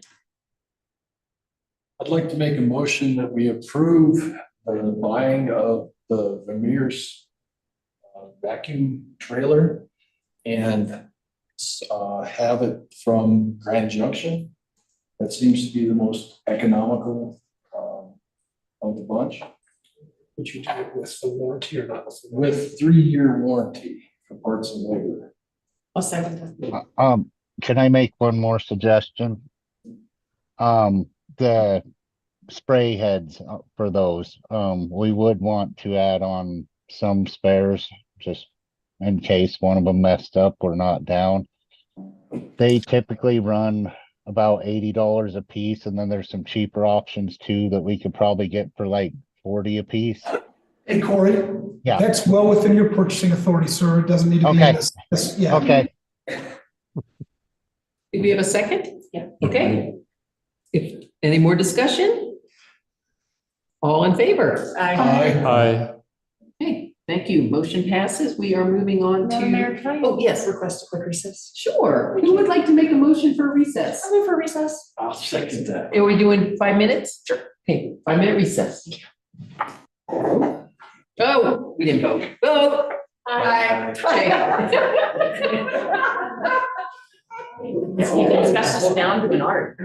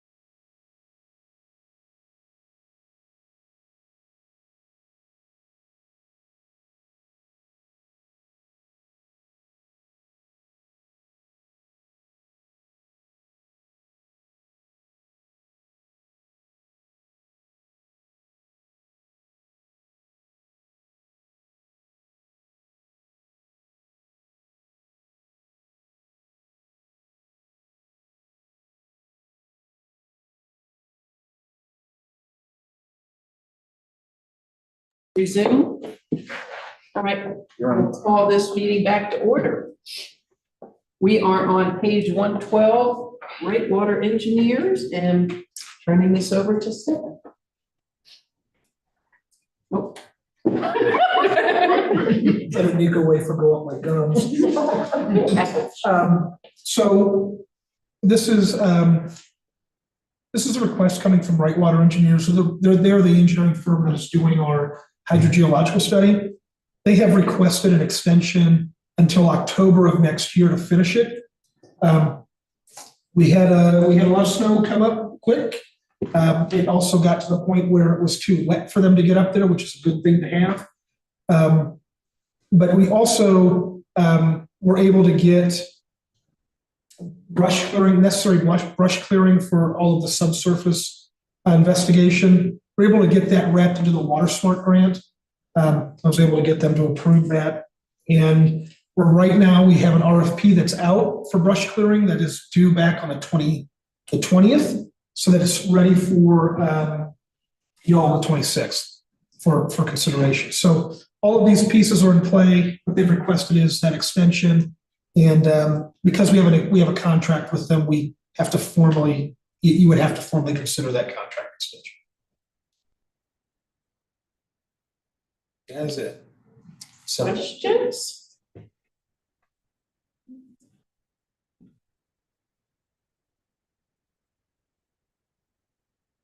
It's easy. Motion? I move to approve a contract extension with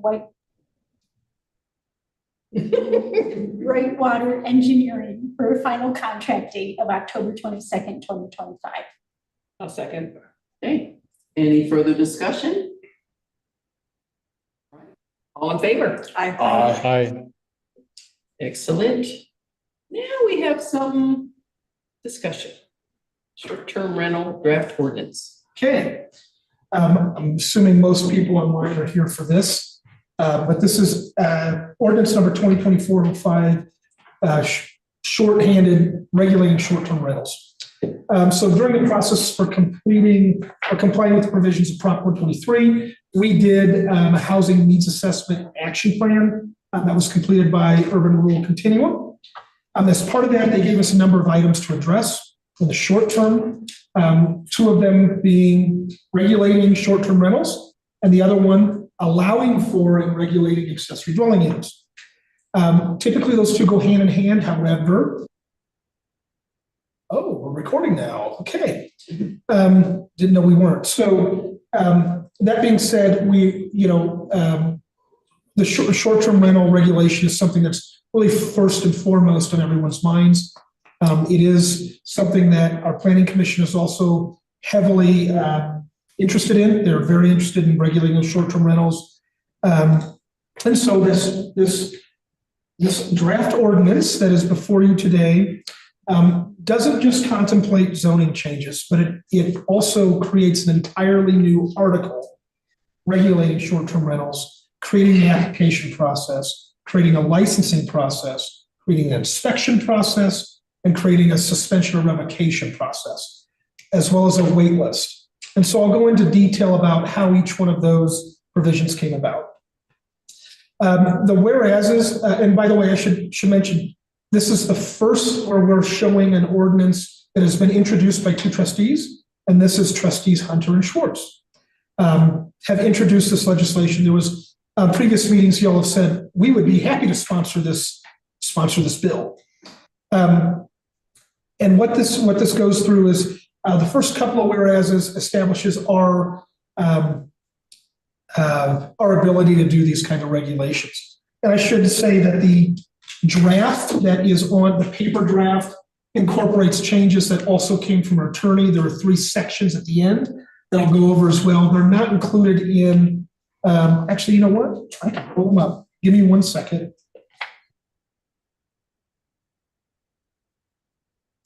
So that we're all looking at the same stuff, including those people that are at home. So there's no surprises.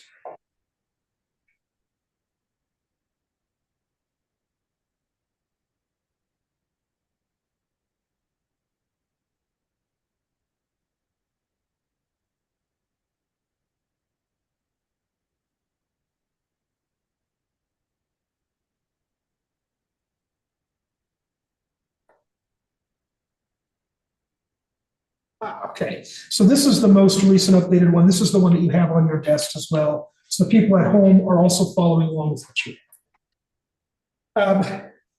The next whereas talks about which sections of code need to be addressed. So chapter 6 and chapter 16. Chapter 6 is our business licenses and regulations. And that's really where the meat of this whole new article goes. And then chapter 16 is our zoning ordinance. And so this contemplates changes within the zoning ordinance as well as creates new definitions that, based on previous public hearings, were sorely missing. Now, this is also including them. The next few whereases, I do want to read them off because I think they're really important. Whereas in response to growth pressures and concerns related to the scarcity of affordable and workforce housing, the town has determined that there is a need to protect the limited supply of affordable housing by regulating the conversion of long-term residential rental properties to short-term rentals and the purchase of homes for the purpose of short-term rentals. And whereas short-term rentals contribute to the local economy and support tourist-oriented businesses and allow local homeowners to supplement their income and provide flexibility in renting second homes and portions of their primary residence. I think it was important to balance those two, that, hey, we have a need for, affordable housing, but at the same time, we don't want to take away from somebody's ability to supplement their income. And then whereas, this is an important one, the Board of Trustees of the town held extensive public input meetings and workshops to determine appropriate methods of regulating short-term rentals. And through those meetings, it was determined that uncontrolled and unregulated short-term rentals may also have a direct effect on the quality and character of the community and individual neighborhoods and properties in town. And so there are three other things that the Board of Trustees finds, namely health, safety, and welfare, regulation is good, and that these amendments to the Paonia Municipal Code do not discriminate against any individual or group of people, and such restrictions allow for reasonable accommodation for all individuals as may be required by federal and state law. And the enactment of this ordinance is necessary to accomplish these goals. So section 1, the foregoing recitals are incorporated by reference as findings and determinations of the Board of Trustees. Section 2, a new article of the Paonia Municipal Code is to be known as Chapter 6, Article 5, entitled Short-Term Rental Licenses, is hereby adopted and enacted, which shall read as follows. Ooh, I gotta fix that. Section 6.5.10, purposes, interpretation, and rules. I think that's easy to just read for yourself. But then definitions. There are definitions for applicant, a local contact person. Some places call that a registered agent, with conditions of being that local contact person. A primary residence definition, a short-term rental definition, and a single-bedroom short-term rental definition. And so to clarify between the two, a short-term rental is the whole building, you're renting out your whole house. It's not your primary residence. It's a house that you specifically bought to rent as a short-term rental. There's a different licensing fee for that. A single-bedroom short-term rental is a privately owned bedroom within a primary residence or within the core commercial district. So something like Sweetgrass, where they have 3 bedrooms offered for rent, would be single-bedroom short-term rentals. We're also within our C1 zoning category. That's why this definition exists. So I also had to contemplate what our existing short-term rentals were in order to make these definitions and make this code work. License required. It is saying that it doesn't matter if you're operating right now without a license. Once this ordinance goes into effect, you will be required to get a license. You have to go through that application process. It shall be unlawful for any person or entity to operate a short-term rental or single-bedroom short-term rental without first applying for and procuring a license from the town of Paonia. For all short-term rentals, 1 license is required for the entire residential dwelling. For single-bedroom short-term rentals, a license is required for each bedroom listed or intended to be rented out. New licenses shall be subject to ongoing compliance with all applicable town regulations concerning the licensing and occupancy of short-term rentals. In order to operate after January 1st, all current Paonia short-term rentals must be licensed no later than December 31st, 2024. To qualify for a license, this process is established. I should mention, if this is passed tonight, there's a 30-day waiting period once it's published. During that time, an application will be made where we send out to all those people that we know are existing short-term rentals, and they'll have to apply for it, apply for a license. So So if they want to continue to operate after January 1st, they have to submit a license. So that way, when this ordinance goes into effect, we can start issuing licenses or scheduling for special use reviews in the case of those short-term rentals that are listed in residential 1 or state 1. We're going to talk about that in a little bit. To be able to qualify as an applicant, you have to provide proof of ownership. And if it's owned by an entity or a trust, proof of the applicant's controlling ownership interest in the property must be provided. In the case where there isn't a controlling interest, it's 50-50, both applicants have to be named on that application. Does that make sense so far? Provide either proof that the short-term rental is operational on or before December 31st, or proof that the applicant's primary residence is the same property or on the same property as the short-term rental, and provide proof that all applicable Paonia sales and lodging taxes paid on the short-term rental for which a license is sought for rentals prior to December 31st. There's an additional regulation that's coming that we'll talk about in a second. Initially, there will be an offering of 40 total licenses.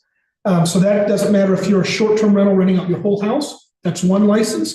Or if I have 2 bedrooms that I'm going to rent out for single bedroom, that's 2 licenses.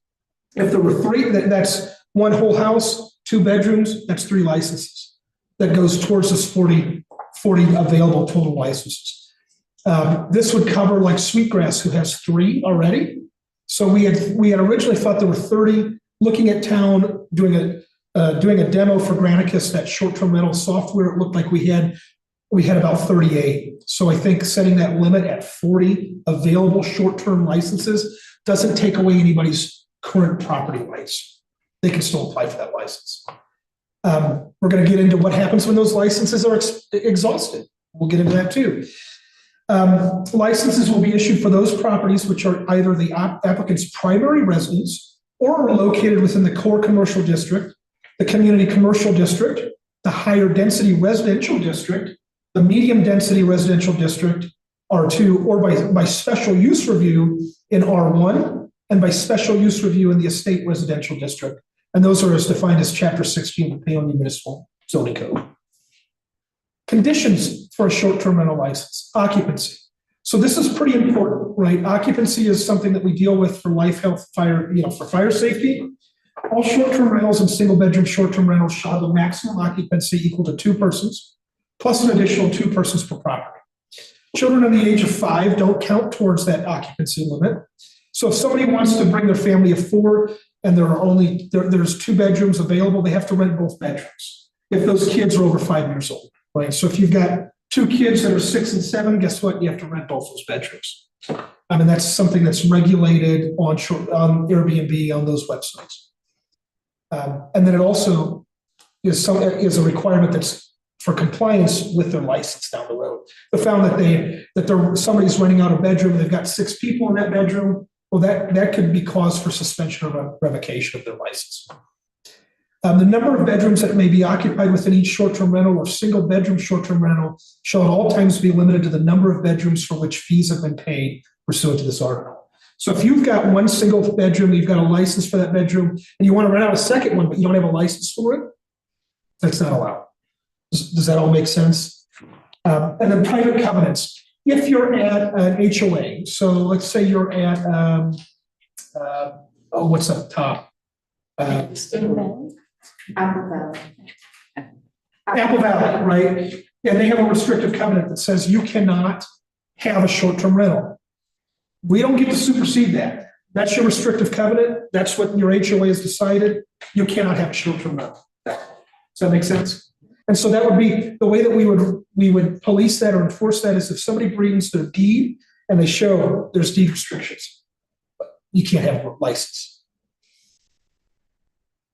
Community housing units. So let's say somebody is a part of the Delta Housing Authority or receives subsidies for rent because they're offering affordable rent. They do not qualify for short-term rent. It's just not available.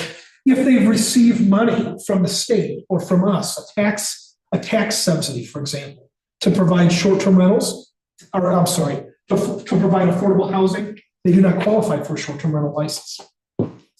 Ongoing licensing obligations. Each short-term rental license shall have an ongoing obligation to ensure that all of the information provided to the town in connection with the license application is kept up to date at all times. If you change your agent of record, if you change your local contact person, and you don't let us know, that's subject to suspension or revocation.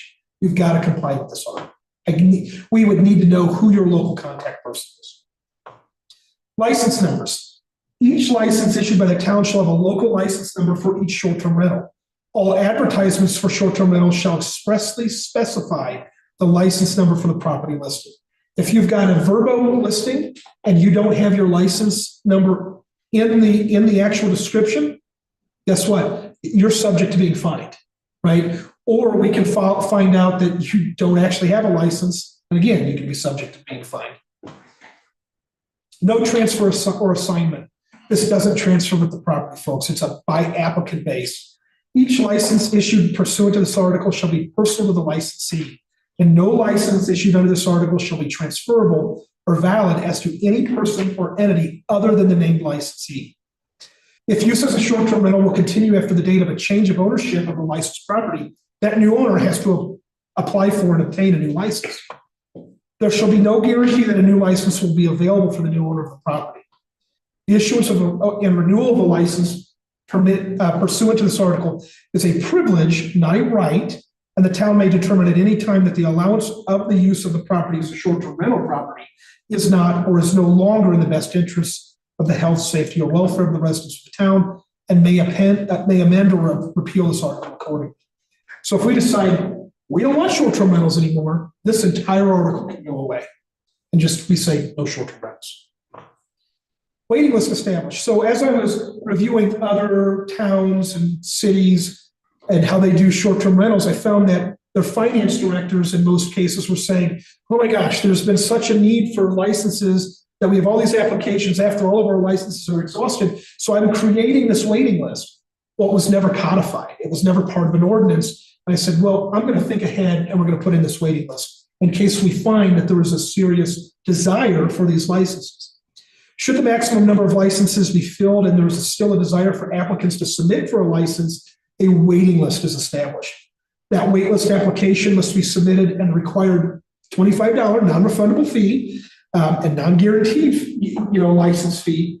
And the entry will be stamped and placed on the waitlist the order was received. Applicants will receive an email from the clerk's office confirming receipt of application as well as a registration number and the waitlist placement. I've also designated specific offices that will take on these licenses. In the case of actual license applications, it's my office. In the case of the waitlist, it's clerk's office. Any applicant that changes the property owner's name or property address after submitting the application will lose their placement on the waitlist for the end of the line. So let's say you've applied for it, you've sold that property, and now you want to change the applicant's name. Guess what? You've lost your place in that line. You're going to the end. When a license becomes available, the town will contact the next applicant on the wait list by email. I'm specific to email. They're not going to get a certified letter. This is why it's really important that your contact information is kept up to date. If you want a short-term rental, you'll receive an email. With a short-term license application to fill out, you have 14 days from that email to return it to us. If you fail to return it within 14 days, it's going to be denied. If you turn it in on day 15, it's denied. And you will lose your place in line. So we'll go at that point on day 15, new email goes out to another person on the wait list. You've lost your place in line. Local management required. This is that local contact person. Short-term rentals must at all times have a designated local contact person who, and just for reference for reading these ordinances, when I write them, if there's a definition included, those are considered pronouns, and anywhere throughout this document, they're going to be capitalized. That's just any ordinance that I put together, you'll see that. That local contact person must be on file with the town. It is the responsibility of the applicant to ensure that that contact information is current. We're going to get down to revocation or suspension of license. If it's not current, it's a reason for suspension or revocation. Local contact person is responsible for ensuring compliance with provisions of this code, including but not limited to compliance with all applicable sales and lodging tax requirements, maintenance of parking areas, removal of snow and ice from sidewalks and pathways, garbage disposal, and other property maintenance requirements. The local contact person must be available 24 hours a day, 7 days a week, will be able to respond within 60 minutes in person as necessary to emergencies, any municipal code violations, and or complaints regarding the condition, operation, occupancy, or conduct of the occupants of the short-term rental, and to take remedial action to resolve such violations in their place. The local contact person must comply with provisions of this code, section 16910D3. So just so you're aware, this is something else we're going to talk about later, but I like circular references so that if we're in section 16910D3, guess what that one does? It references this part of the code as well. Okay. It's from an enforcement and an implementation standpoint, for any sort of code, it's so much easier when this is done this way. Compliance, except as otherwise set forth in this article, all provisions of the municipal code, including but not limited to all provisions to health, sanitation, garbage and refuse, animals, motor vehicles, noise abatement, dark skies and light trespass, zoning, other nuisances, and here is one of the suggestions that came from Trustee Hunter. And utility bills are paid current, shall remain fully applicable to all properties licensed for short-term rentals. Compliance with all such provisions shall be deemed a condition of all short-term rental licenses. If you don't pay your utility bill on time, it could be your license could be subject to being removed, right? Or revoked. The application procedure. So while the application procedure is rather lengthy, it's a simple application form. This is just to inform people of what's expected of them as supporting documentation for an application. The applicant has submitted a complete application form and provided all required information regarding the short-term rental unit, including but not limited to proof of the applicant's ownership interest, proof of past payment of all applicable sales and lodging tax for the town, proof that utility bills are paid current, proof that the property to be rented is the applicant's personal residence or is located within the core commercial district, the community commercial district, the higher density residential district, the medium density residential district, by special use review in the low density residential district, and by special use review in the estate residential district. Proof of the total number of bedrooms being rented and information concerning the required local contact person are required. An application for short-term rental within the low density, so R1 or E1, must also apply for a special use review and pay all associated fees. So if somebody is in R1 and they want to rent out a bedroom, they're looking for supplemental income, they have to pay this special use review to go before a public hearing, before the planning commission, and then final for recommendation to the board of trustees. The board of trustees has to approve that and can put conditions on, additional conditions that may not be listed in this code for that operation. So when an application for a short-term rental is received and there's a license available, the application will encumber a license until the special use review is complete, and upon approval, the review will be activated. If the special use review is denied, then the license will be unencumbered and returned to the pool of available licenses. This is only specific to R1 and E1 residential zoning. There are some where you cannot have a short-term rental. The mobile home district, light industrial district, developing resource district, and public district are ineligible for short-term rental licenses. I was asked about, well, what about the local nomad? They don't follow under short-term rentals. They're a motel, hotel, and lodging facility, and that's discussed in a new definition in chapter 16 I'm going to get into. How is that different from sweetgrass? Sweetgrass is, so that whole facility also has a kitchen, that there's bathrooms. I mean, there's shared communal spaces. Sweetgrass doesn't have that. They have individual bedrooms, and they're within the C1 commercial district. Local nomad, I believe, is C2. They're in C2. Okay, so the applicant has paid an annual license fee of $150 per bedroom, up to a maximum of 5 licenses per primary residence. So if you have a 7-bedroom house, I'm sorry, you can only have five licenses for individual bedrooms. And then, or an annual license fee of $500 for a short-term rental that is not a primary residence or single-bedroom short-term rental, and has also paid all applicable taxes and fees owed to the town, including any outstanding taxes or fees related to any of the applicants or property owners, other properties and purposes within the town. A satisfactory short-term rental license inspection has been completed. And again, I reference the zoning code where this is also cross-referenced. And it's not that intense. It just says that you have an access exterior door that's 36 inches wide by 8 inches tall. That's an egress door, it's a standard door, right? Well, it also has to be ADA compliant. So that's where that 36 inches comes in. Smoke detectors in every bedroom, smoke carbon monoxide detectors outside each bedroom within 15 feet, and one in each level of the home. That's fire code. So if people don't have a fuel burning appliance, so there is no carbon monoxide, they still need carbon monoxide detector? I believe that's how the fire safety code reads, yes. Just so it's a fail safe. Correct. Okay. And then all sleeping rooms must have an egress window or door to the outside. So my bedroom downstairs in my personal home that's non-conforming, it has a little awning window that goes into like a dig out where does not qualify. You have to have an egress window. Doesn't matter if it's on the second floor. You don't have to have a roll-out fire step. You just have to have something that somebody can get out in the case of fire. This isn't very cumbersome. All other applicable requirements of this article have been met, which we've already talked about. And then the town administrator or designee. So I was very careful to say word designee for most of these things that pertain to my office. Town administrator or designee may deny an application if the information in the application is incomplete, inaccurate, or false. I've lied about who the primary owner is. The applicant seeks authorization for a license at a prohibited location. I want to have it in a developing resource district. Can't have that. The applicant seeks authorization for a license, and the applicant's current license is suspended or revoked. You have been following the rules in this code. I'm revoking that license. You can't apply for another one because it's been revoked. The applicant is not qualified to hold a license under the provisions of this article.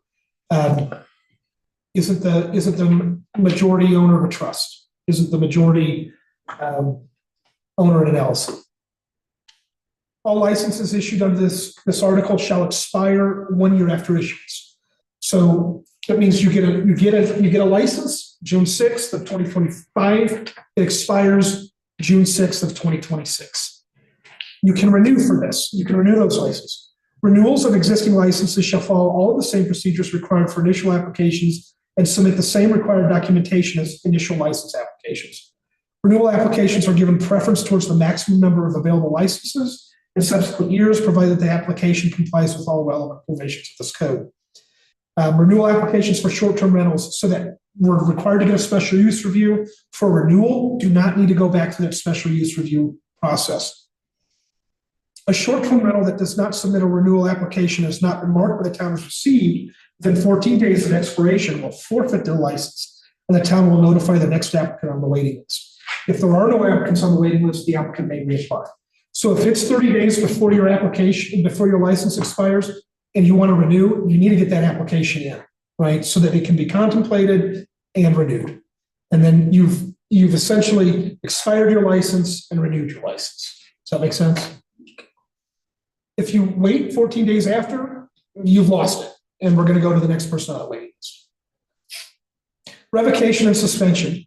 Any license issued pursuant to this article may be suspended or revoked by written decision of the town administrator after 10 calendar days prior written notice to a licensee of the contemplated action. And in general, the grounds therefore, and after a reasonable opportunity for the licensee to be heard by presentation of responsive information to the town administrator for any one or more of the following reasons. I know Trustee Hunter said that's a lot of legalese.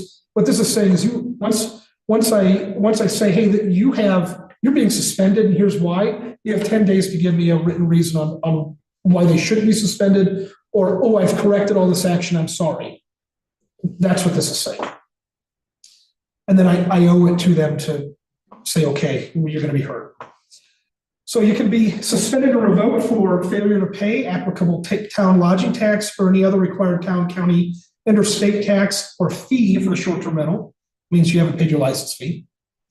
Failure to pay utility bills in a timely manner. If you're 3 months behind in your water bill, you're going to be suspended or revoked. You know, it's being commercial, your property's being commercialized. You need to make sure that you're up to date on it. And you're receiving a license from a stop rate. Any false statement of material fact contained in the application. So I've lied about who my contact person is. right? Or that contact person has changed and I haven't updated it. That's a qualified reason for suspension or revocation. Failure to file any report or furnish any other information that may be required by the provisions of this article. I didn't finish my safety inspection. It can be revoked. Any other fact or condition that, had it been known to exist at the time of the license application, would have warranted the refusal of the issuance of such license. I don't have carbon monoxide detectors. Or I said I'd get them done, I promised I'd have it done, I don't have them up yet. That would be a reason. Any violation of any provision of this article or of any other law or regulation pertaining to the requirements of the application or at the property or of any of the terms pertaining to license. I think it's pretty self-explanatory. Building code or safety violations related to the short-term rental that come to the town's attention and cannot be remedied within 10 business days. My egress door doesn't work. It sticks. Or, you're going to, hey, you got to fix this. You're going to have so much time to fix it. You don't fix it, you can be suspended or revoked. My egress window is nailed shut. And that could be a reason for it. So, and these would be complaint driven, right? So somebody that stayed in that short-term rental gives us a complaint that says, hey, I stayed in this bedroom and it didn't have running water, the electricity was off. Those could be reasons for suspension or revocation. 3 substantiated complaints regarding the occupancy, noise, safety, or other disturbance or nuisance within a period of 1 year. So that's substantiated. If I just don't like my neighbor and I continue to make complaints on them for a short-term rental and the police go out or code enforcement goes out, myself goes out, and it's unsubstantiated claims, that doesn't count towards this. It has to be 3 substantiated complaints. There's a wild raging party going on and it's substantiated. They're playing music too loud outside. It's violating our noise ordinance. We've put in somebody that's renting the space has come in and put up big bright lights that are in violation of dark skies. That's a substantiated. And did you say that the police would be the ones who are substantiating? So typically when these complaints come in, it would be at night, right? So in my experience, it's been, it's normally a raging frat party, right? And people are drinking beers and throwing cans around. And so the police are called because of either the emergency or non-emergency line has been called. The police have been asked to respond. So they would start a CAD report, so that computer assisted dispatch report through Spillman. And that would be they say, yeah, I went out to the property and the claims were were found to be true. That would be a substantiated report. You get 3 of those, right? So 3 of them within the year of your license. If it's substantiated 3 times in 5 months, your license is revoked. So it's really important to have that local person contact, right? That local contact person. In the event of any suspension or revocation, the town shall have no liability for any short-term rental reservations or revenues that may be affected by any such suspension or revocation, and all licenses hereunder shall be at the risk of a licensee with regard to any such lost reservations or revenues. That means I have 6 weeks booked up and I have lost my license because I've nailed that egress window shut. Nobody can get in. Until you've remedied that situation or received your license back, we're not on the hook for your reservations that you booked up. You got to keep your property in compliance. The only remedy for anyone affected by the denial of any application or suspension or revocation shall be the right of the applicant or licensee, as applicable, to appeal such decision and seek reversal pursuant to the next section appeals. So those appeals, any applicant directly affected by the denial of any license application or any licensee directly impacted by suspension or revocation shall have the right to appeal to the Board of Trustees and may thereafter seek judicial review. So it's saying you've got 2 options, right, to seek remedy. Well, 3. 1, you can just do what's been asked of you and come into compliance, or you can go to the Board of Trustees on appeal of my decision. And that's a public hearing process. Get to appeal it. If the Board of Trustees upholds the decision, then their only recourse is seeking judicial review. That means we follow the judicial review it's bringing forward a lawsuit. It's not really suing. It's going to the courts to say, hey, did we follow our processes right? Here you go. We want a judicial review. So in subsection A, the right to appeal, is that tacit and that's always a public hearing where they have to pay for public notice? Is that what you're saying? Yeah, it would be a public hearing. So do you need to say it will be a public hearing? I just don't know that right to appeal. That's a good question equates to for, public hearing. that's a good question for Clay.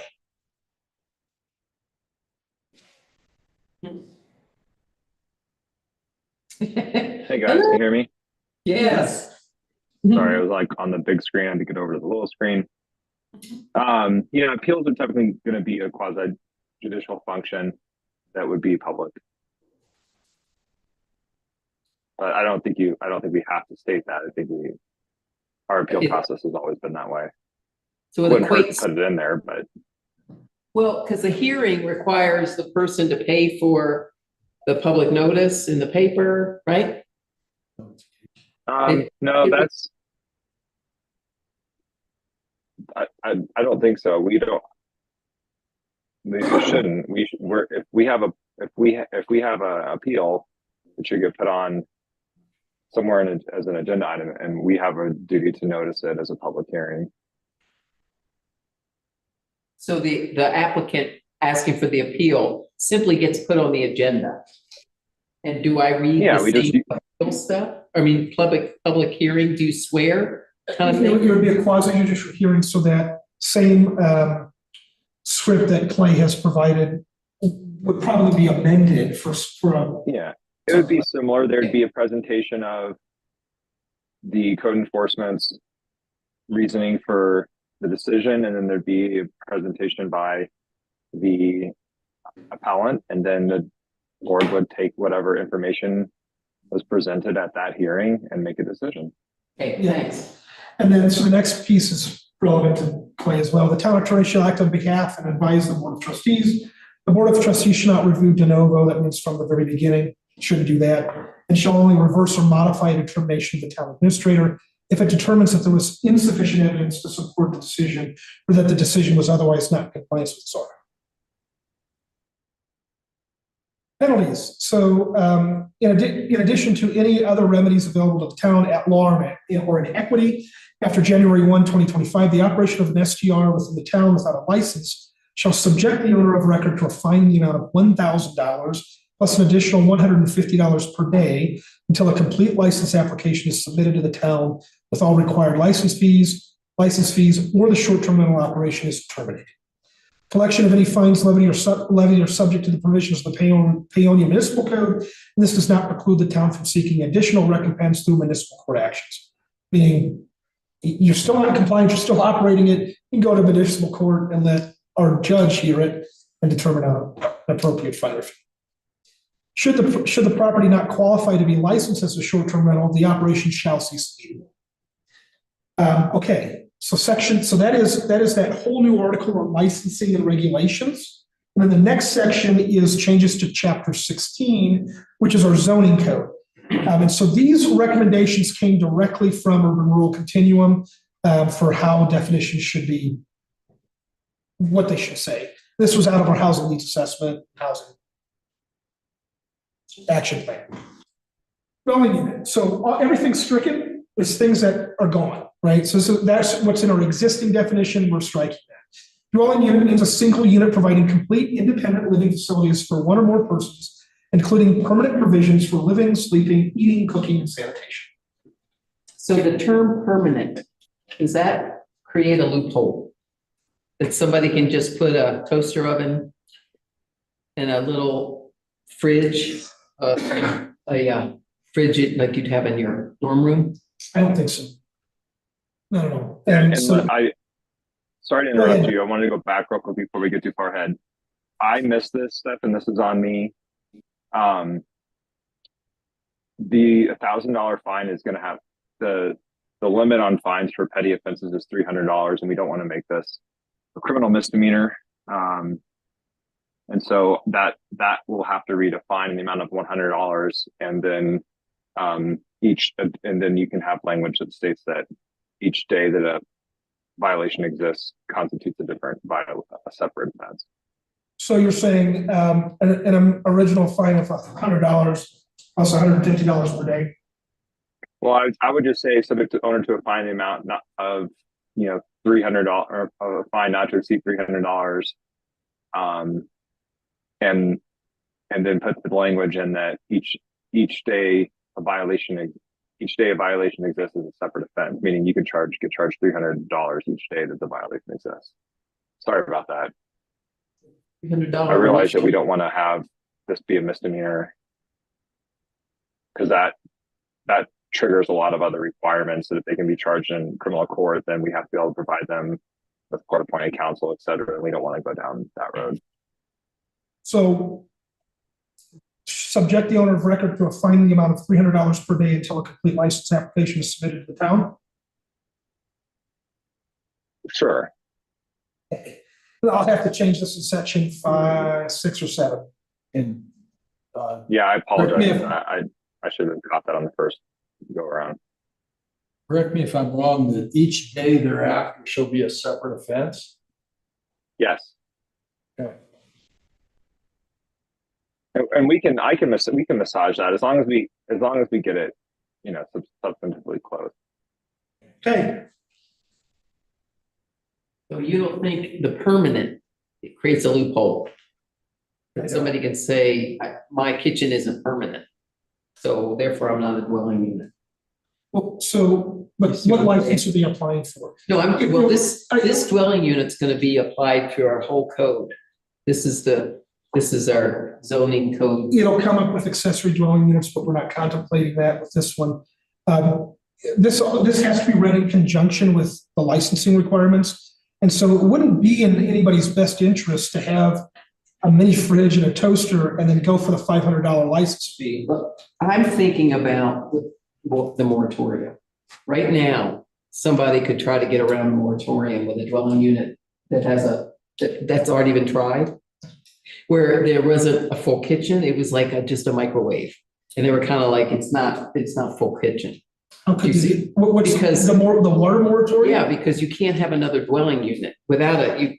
They were trying to add a second dwelling unit into a house and saying that it wasn't a real kitchen, therefore it wasn't a dwelling unit. That's where I'm coming from. So, it's kind of in the line of, they tried to say what they were adding in that house was not a dwelling unit, therefore they could have two in one house. But- because it didn't meet the permanence of a kitchen. I don't But think so. having a permanent installation, you're saying that they put in another one without a permanent installation, and then they claimed it wasn't a dwelling unit. Yes, So I think that goes under occupancy. You have to have, if you're gonna have more than one dwelling unit in a building, it has to have a separate kitchen. Yeah. well, I'm just saying. Madam Mayor, if there's no dwelling unit, then they won't qualify. So there's no loophole created. If anything, it closes a loophole. Well, Because if it's not a dwelling unit, then we can withdraw the STR permit. Well, and this is the same definition we're gonna be using throughout chapter 16, right? Mhm. So I think we need to think about that there isn't some weirdness with this, that's all. I totally see where you're coming from, and I'm like, oh, yeah, that's a really good point. Yeah. Yeah, it's not even about short-term rentals. No. It's just about people wanting to build another little building on their Mhm. property, but it's not a dwelling unit because they're like, ooh, it doesn't have a permanent kitchen. But if it has a toilet facility and they try to extend like a water line, they're not gonna be able to do it, right? Because we have a water moratorium. Well, but outside of the water moratorium, I think we need to think about it beyond that. So anyway, I just think That about comes it. into certificate of occupancy as well. If they don't have a certificate of occupancy for that particular building, and what the requirements are a permanent kitchen, a bathroom, and a bedroom, then we've got that pretty well covered. What if they're just have a shed and they just want to call it an accessory building? Accessory building, well, you can't live And in it has it. Then that's a code violation, living in a non-code compliant building. Yeah, I mean, so, let's say I were to put out what people would call a tiny home. I run electric to it. I don't have a bathroom in there, but it's what I use for my home office. I mean, there's no bed in there. right? It's got a desk and a chair. That wouldn't qualify. But if I had a couch with a pull-out bed, right, and I'm trying to go for a short-term rental license, and I submit that application, this guy who reviews that application is going to go, or my designee, is going to look at it and go, this doesn't qualify for a short-term rental. Not at all. It's not a short-term, it doesn't meet the definition of short-term rental, doesn't meet the definition of single-bedroom short-term rental. Well, I'm getting more to dwelling unit in the larger scale, so let's keep going. Okay. And just think about that, it's chapter I'm 16. just curious, how's parking go with the We're gonna get there. situation? You're getting We're there. gonna get there. Yeah. Okay. Okay, so this was a missing definition that we really could have used a few months ago. Hotel, motel, or lodging facility means an establishment containing 6 or more guest rooms for lodging offered to the public for compensation for periods of time, 30 days or less, that customarily provides services such as maid service and the furnishing and laundering of linens. Could have used that a while back. Landscaped area means the portion of a lot, parcel, tract that has been improved by the preservation, rearrangement, installation, or planting of different trees, shrubs, grass, and decorative materials. Decorative materials means materials which augment and enhance the botanical landscaping, including rocks, gravel, driftwood, bark, ponds, fountains, walls, other landscape design features approved by the town. Okay, so we have a section in chapter 18 on fences, walls, and hedges. So the walls in here has me a little concerned because they probably they might be exempt from that requirement to get a permit approval to do it. But I think we should look at These are just definitions. So we're not creating any policy in the definitions, right? And that's been our problem with the code in the past, is we're doing like. Is there some way to make sure that people would go look at the fence wall hedges when we're saying to them, do good landscaping, accept that? So what this is, so there's, if I go to chapter 16 and you look at like requirements for different districts, it talks about a requirement for a landscaped area, but there's been no definition of landscaped area. I know that, Yeah. but we have limitations on what people can do around building fences, walls, and hedges. Mhm. And I feel like to just say this here, if they want to put a wall around their backyard, they have to meet those requirements. And they'd have to go look at chapter 18. Again, this is just a definition. Okay, but Yeah. you know what my fear is. I do. That chapter 18 will not even come up. Well, so one of the things Leslie's working on is taking signs, all of this stuff about fences Out of 18. out of 18 and putting it back into zoning where it belongs. So it's coming. better. It's Okay. coming, yeah. Rooming unit is getting nixed. That was a recommendation coming from Urban Rural Continuum. It makes sense that they have that definition. Short-term rental, this is the new definitions. Short-term rental means a privately owned residential dwelling that is wholly available and rented for the purposes of lodging for any period less than 30 days, 30 consecutive days. A single-bedroom short-term rental is also a short-term rental that must follow the definition provided for it. Single-bedroom short-term rental means a privately owned bedroom within a primary residence or within the core commercial district that is rented for the purpose of lodging any period less than 30 consecutive days, where all other facilities are shared with the owner of the dwelling. Section 4. So that was it for definitions. Section 4 is revisions to Chapter 16, Article 3, Section 20 of the Paonia Municipal Code to add or remove the following uses. So short-term rentals. S means special use permit in R1. P is permitted in R2. P is permitted in R3. S is special use review for E1, and they are not allowed in the mobile home district. I think you had a discussion that you want to talk about for requiring special use reviews for all residential areas. We have a provision in the code that if you want to put a business in a residential area, you have to have a special review. And what that does is it notifies your neighbors that you are planning to have a business there. You have to come with your impacts, how many days you're going to have it, how many trips per day, that kind of thing. And I think that in a residential neighborhood, we owe it to the residents of that neighborhood to enforce that particular provision. So requiring that they go through the process already pre-set up in our rules. And I don't and our know code. about Okay. permitting them by right. And that's the part, the P is always permitted by right. And generally, putting a business use in a residential area, even if it's just somebody selling Avon, you have to have a business approval from the town council for that. Do you remember where that is in the code? I can't. Occupation. Occupation, that's it. Yeah. Home occupation. Correct. And because it has impacts on the neighbors, and short-term rentals have impacts on the neighbors, and they deserve a right to have their voice heard about it, be notified as well, because there are short-term rentals that just appear. And that won't happen anymore, but it could in your neighborhood if you're in an R3 or R2. Your next door neighbor sells the house, and next thing you know, it's a short-term rental. And you didn't even know. And I think you deserve to know. It would help me if I could I could read the code so we know exactly what that entails.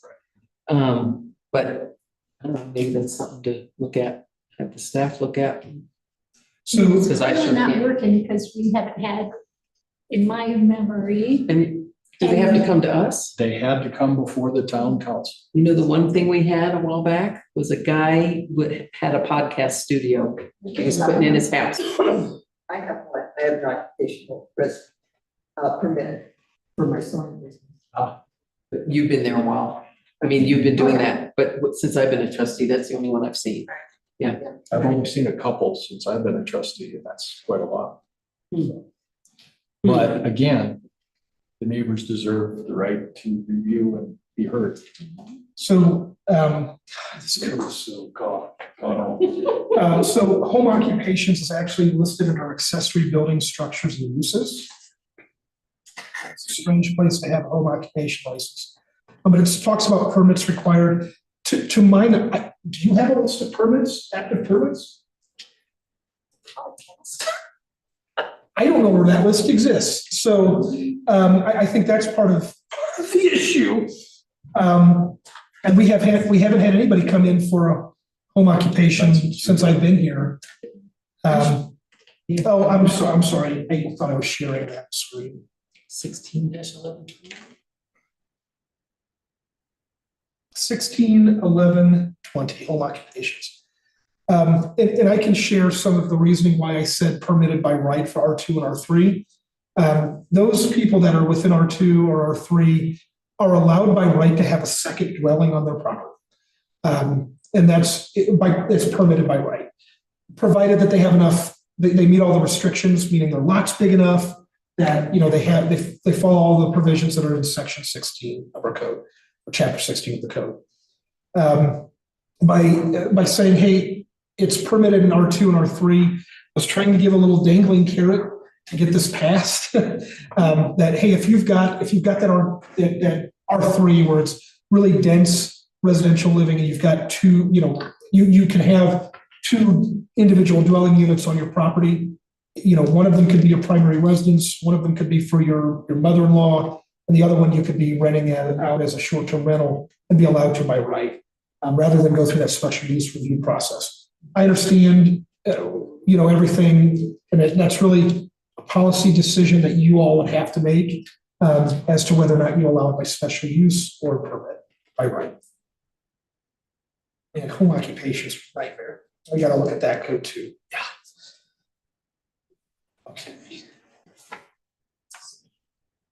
Okay, the next one is short-term rentals within commercial or industrial uses, right? Permitted by right in C1 and C2. And when I say permitted by right, you're allowed to have them. You don't have to go through that special use review process, but you still have to apply for a license, and there has to be a license available for you to attain. Not allowing them in I1 or I2 districts. Just by the nature of an industrial zone, it really doesn't make sense to have a short-term rental there. A new article of the Paonia Municipal Code to be known as Chapter 16, so this is Section 5. which are actual regulations. The purpose of these standards is to maintain the character of neighborhoods, ensuring they are not turned into tourist areas, preserve long-term rental residential properties and housing choice for the residents of Paonia, protect the health, safety, and welfare of the community and short-term rental occupants, support tourism and visitation to town through varied accommodations. We're in hunting season right now, and last weekend, like every one of these rooms around here were filled up all the way to Hotchkiss, so it would make sense to have short-term rentals available. And then establish a licensing system to ensure that all taxes and fees are paid. License required. Short-term rentals shall be licensed per chapter. So this is the code that we went through before. Got to follow that procedure. Permitted locations. Short-term rentals are only allowed within the core C1, C2, R3, R2 by right, and then by special use review in R1, E1. And any zoning district not listed is ineligible for a short-term rental license. We went over that in the previous chapter. Performance standards. Off-street parking. So this was something that came up. Off-street parking shall be provided as required by Chapter 16, Article 6, off-street parking loading. Okay. I've reviewed it. What does it mean? You reference that section. Chapter 16, Article 6.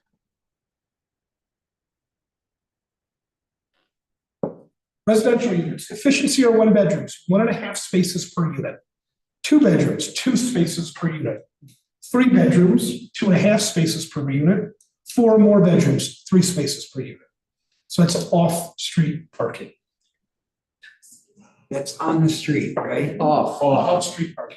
Yep. Backyards or Could be garage. backyard, could be the garage, could be the driveway. It could be an alley, coming in off the alley from behind the home. We see that all throughout neighborhoods. Yeah. So And since these are the high density neighborhoods, the R2 and R3, they tend to be very parked. The streets are full of parked cars now. So adding, say, 3 cars to a house could cause serious problems. Not so much in the commercial district, but in the residential districts, I think that's pretty important. So like my home, I've got, essentially 4 spaces, right? I've got 2 in the garage and then 2 in my driveway, off-street parking.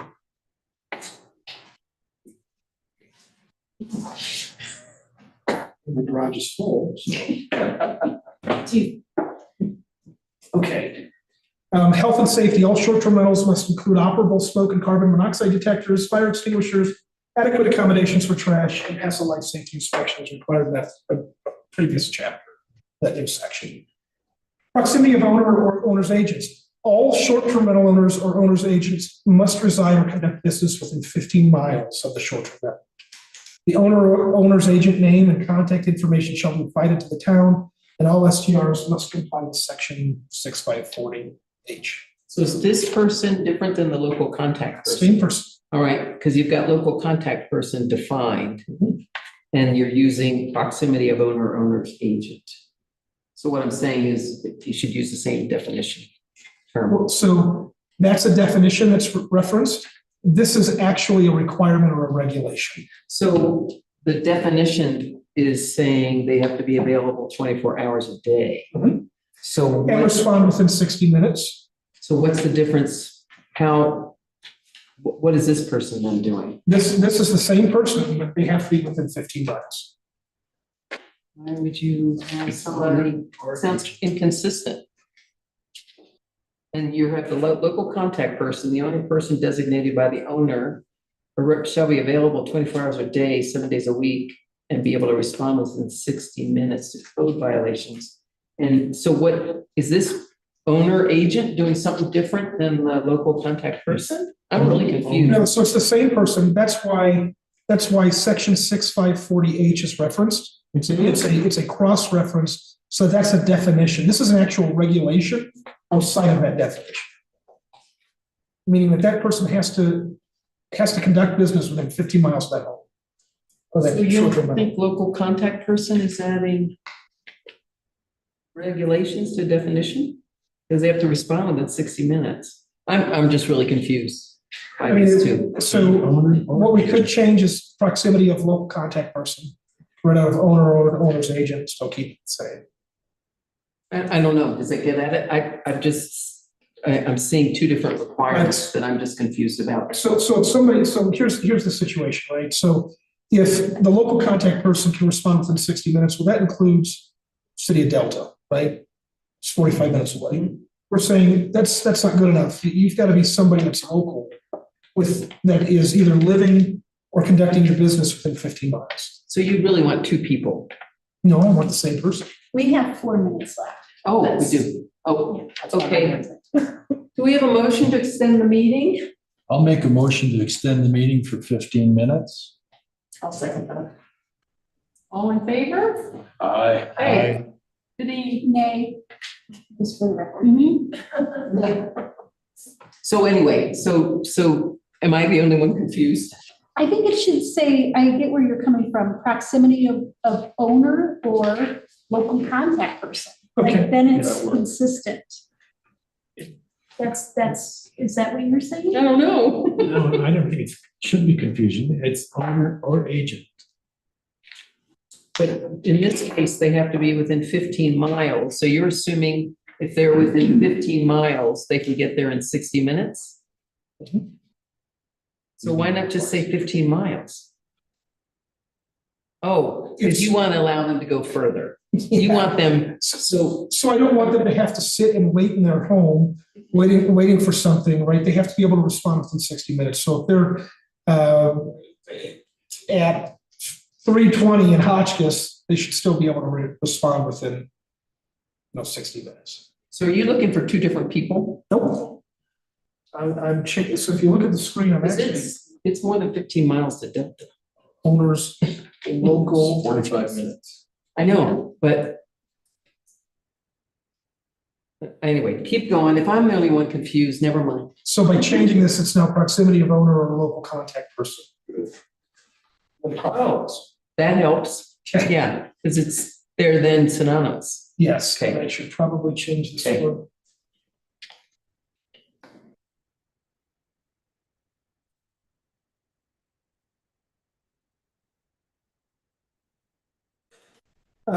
Okay, the burden shall be upon the owner of the short-term rental to verify to the town that the criteria of the section are met and provide that proof. Failure to comply with any provision of the section may result in revocation or suspension, and it's listed the previous things. The next 3 were what Clay had asked me to do, and I've got to change this to $300.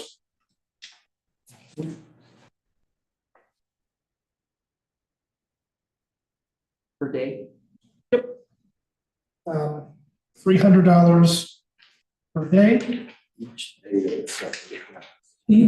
then it says each day that a violation continues to exist shall constitute a separate offense. The full text from the ordinance, including what's that, Clay? Okay. Is available for public inspection at the office of the town clerk at town hall. Severability, this is something else you require. If any section paragraph, so this is standard stuff. If it's found to be unconstitutional, one section, guess what? It's your intent that everything else should stand as valid. An effective date and time. This ordinance shall become effective 30 days after publication in accordance with the law.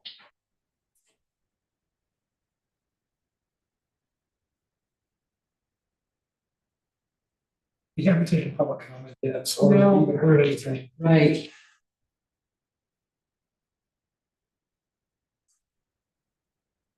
So thoughts about the fact that it's 9, whatever it is, 28. And there are definitely going to be people who want to talk about this and have public comment.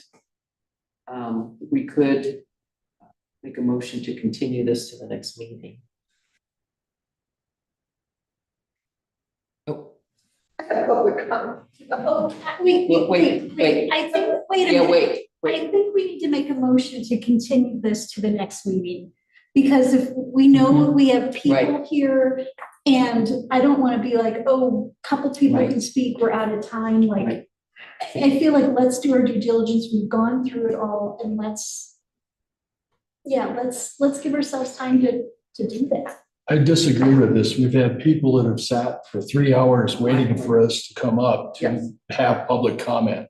And we owe it to them to allow them to have their public comment now. And it doesn't matter how long it takes us. It does, though. We've been here since 5, we've been here 4.5 hours, like, our brains can only do so much, like, I feel like our success tonight was we went through this, like, you were very thorough in the review, we're all on the same page, like, yeah, I mean, what are we gonna do, like, 15 minutes, we're not even close to being done, let's extend it another 15 minutes, and all of a sudden, we're here till 11, and I don't think that's humane for us, for the audience, let's give ourselves a little time. We don't have to rush this, even if this thing says January 1st, we don't have to decide on that. It would change things. We would have to edit some things to allow for time, especially that 30-day publication notice. Can I ask one thing of the administrator? Action item 8. And does action item 8 need to be decided tonight in order to go for the tier 2? At a minimum, I think we need to get that taken care of tonight so we can go for another $1 million. So that would be modifying the agenda to get that in here before our time runs out, and then go back to discussion about the short-term rentals. Yeah, you can just make a motion to table, either for this meeting or pick it back up. You don't need to change the whole agenda. Somebody would be willing to do that so we can get this grant in time, right? I have a comment. Yes, sure. So I'm torn because I agree with both. We've been here a long time. I'm pretty near toast. But I also know, I feel a little bit better that, sorry to the 2 people that are actually here in the room, that most people, they've hung out for the hours, but they are not inconvenienced having left their home and showed up here. I don't know that it's going to be productive, and I'm feeling a lot of people have a lot of things to say, and it's going to go on a lot longer. So that being said, I move to table this to the next meeting. A second? A second. All in favor? Aye. Aye. Hey. Do a roll call, please. Mayor Pro Tem Valentine, I said aye. Trustee Stelter, Nay. Trustee Schwartz, Aye. Trustee Check, Nay. Trustee Hunter, aye. Trustee Heck. Okay, that motion passes, so it will be continued to the next meeting. So we have 10 minutes left. I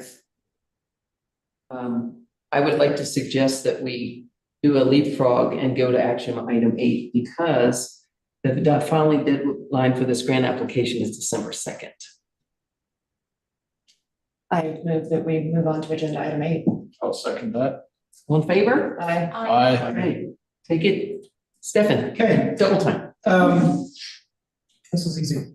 So we would like to apply for tier 2 EIF grant to go for, up to $1 million for the Western Loop replacement water line project.